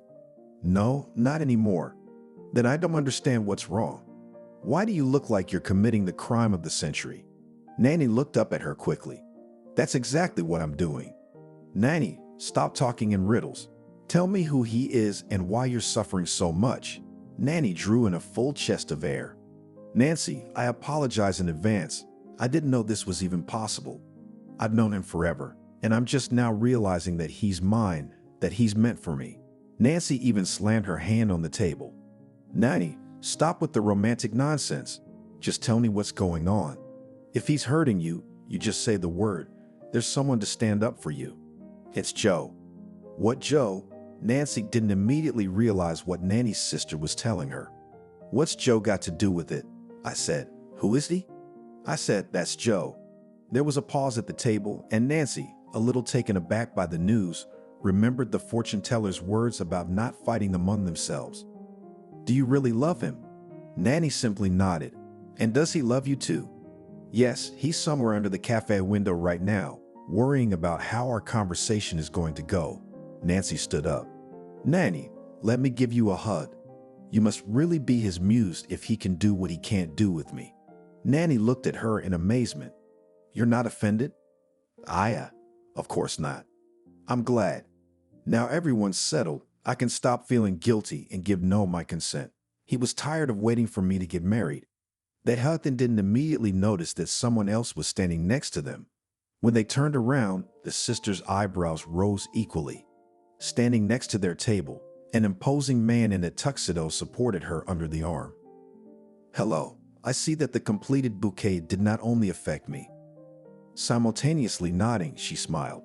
Well, I wish you happiness. It's all right now. Every tree is yours. I'm getting married too. Annabelle smiled a mischievous smile that was not her usual one, and they went to the exit. The sisters looked at each other and laughed. They felt so at ease, as if they had really righted some long-standing wrong. The only thing they agreed on was that at their weddings they would be very attentive to their bouquets. Life goes on, and I don't want to experiment anymore. I want to live in happiness and love.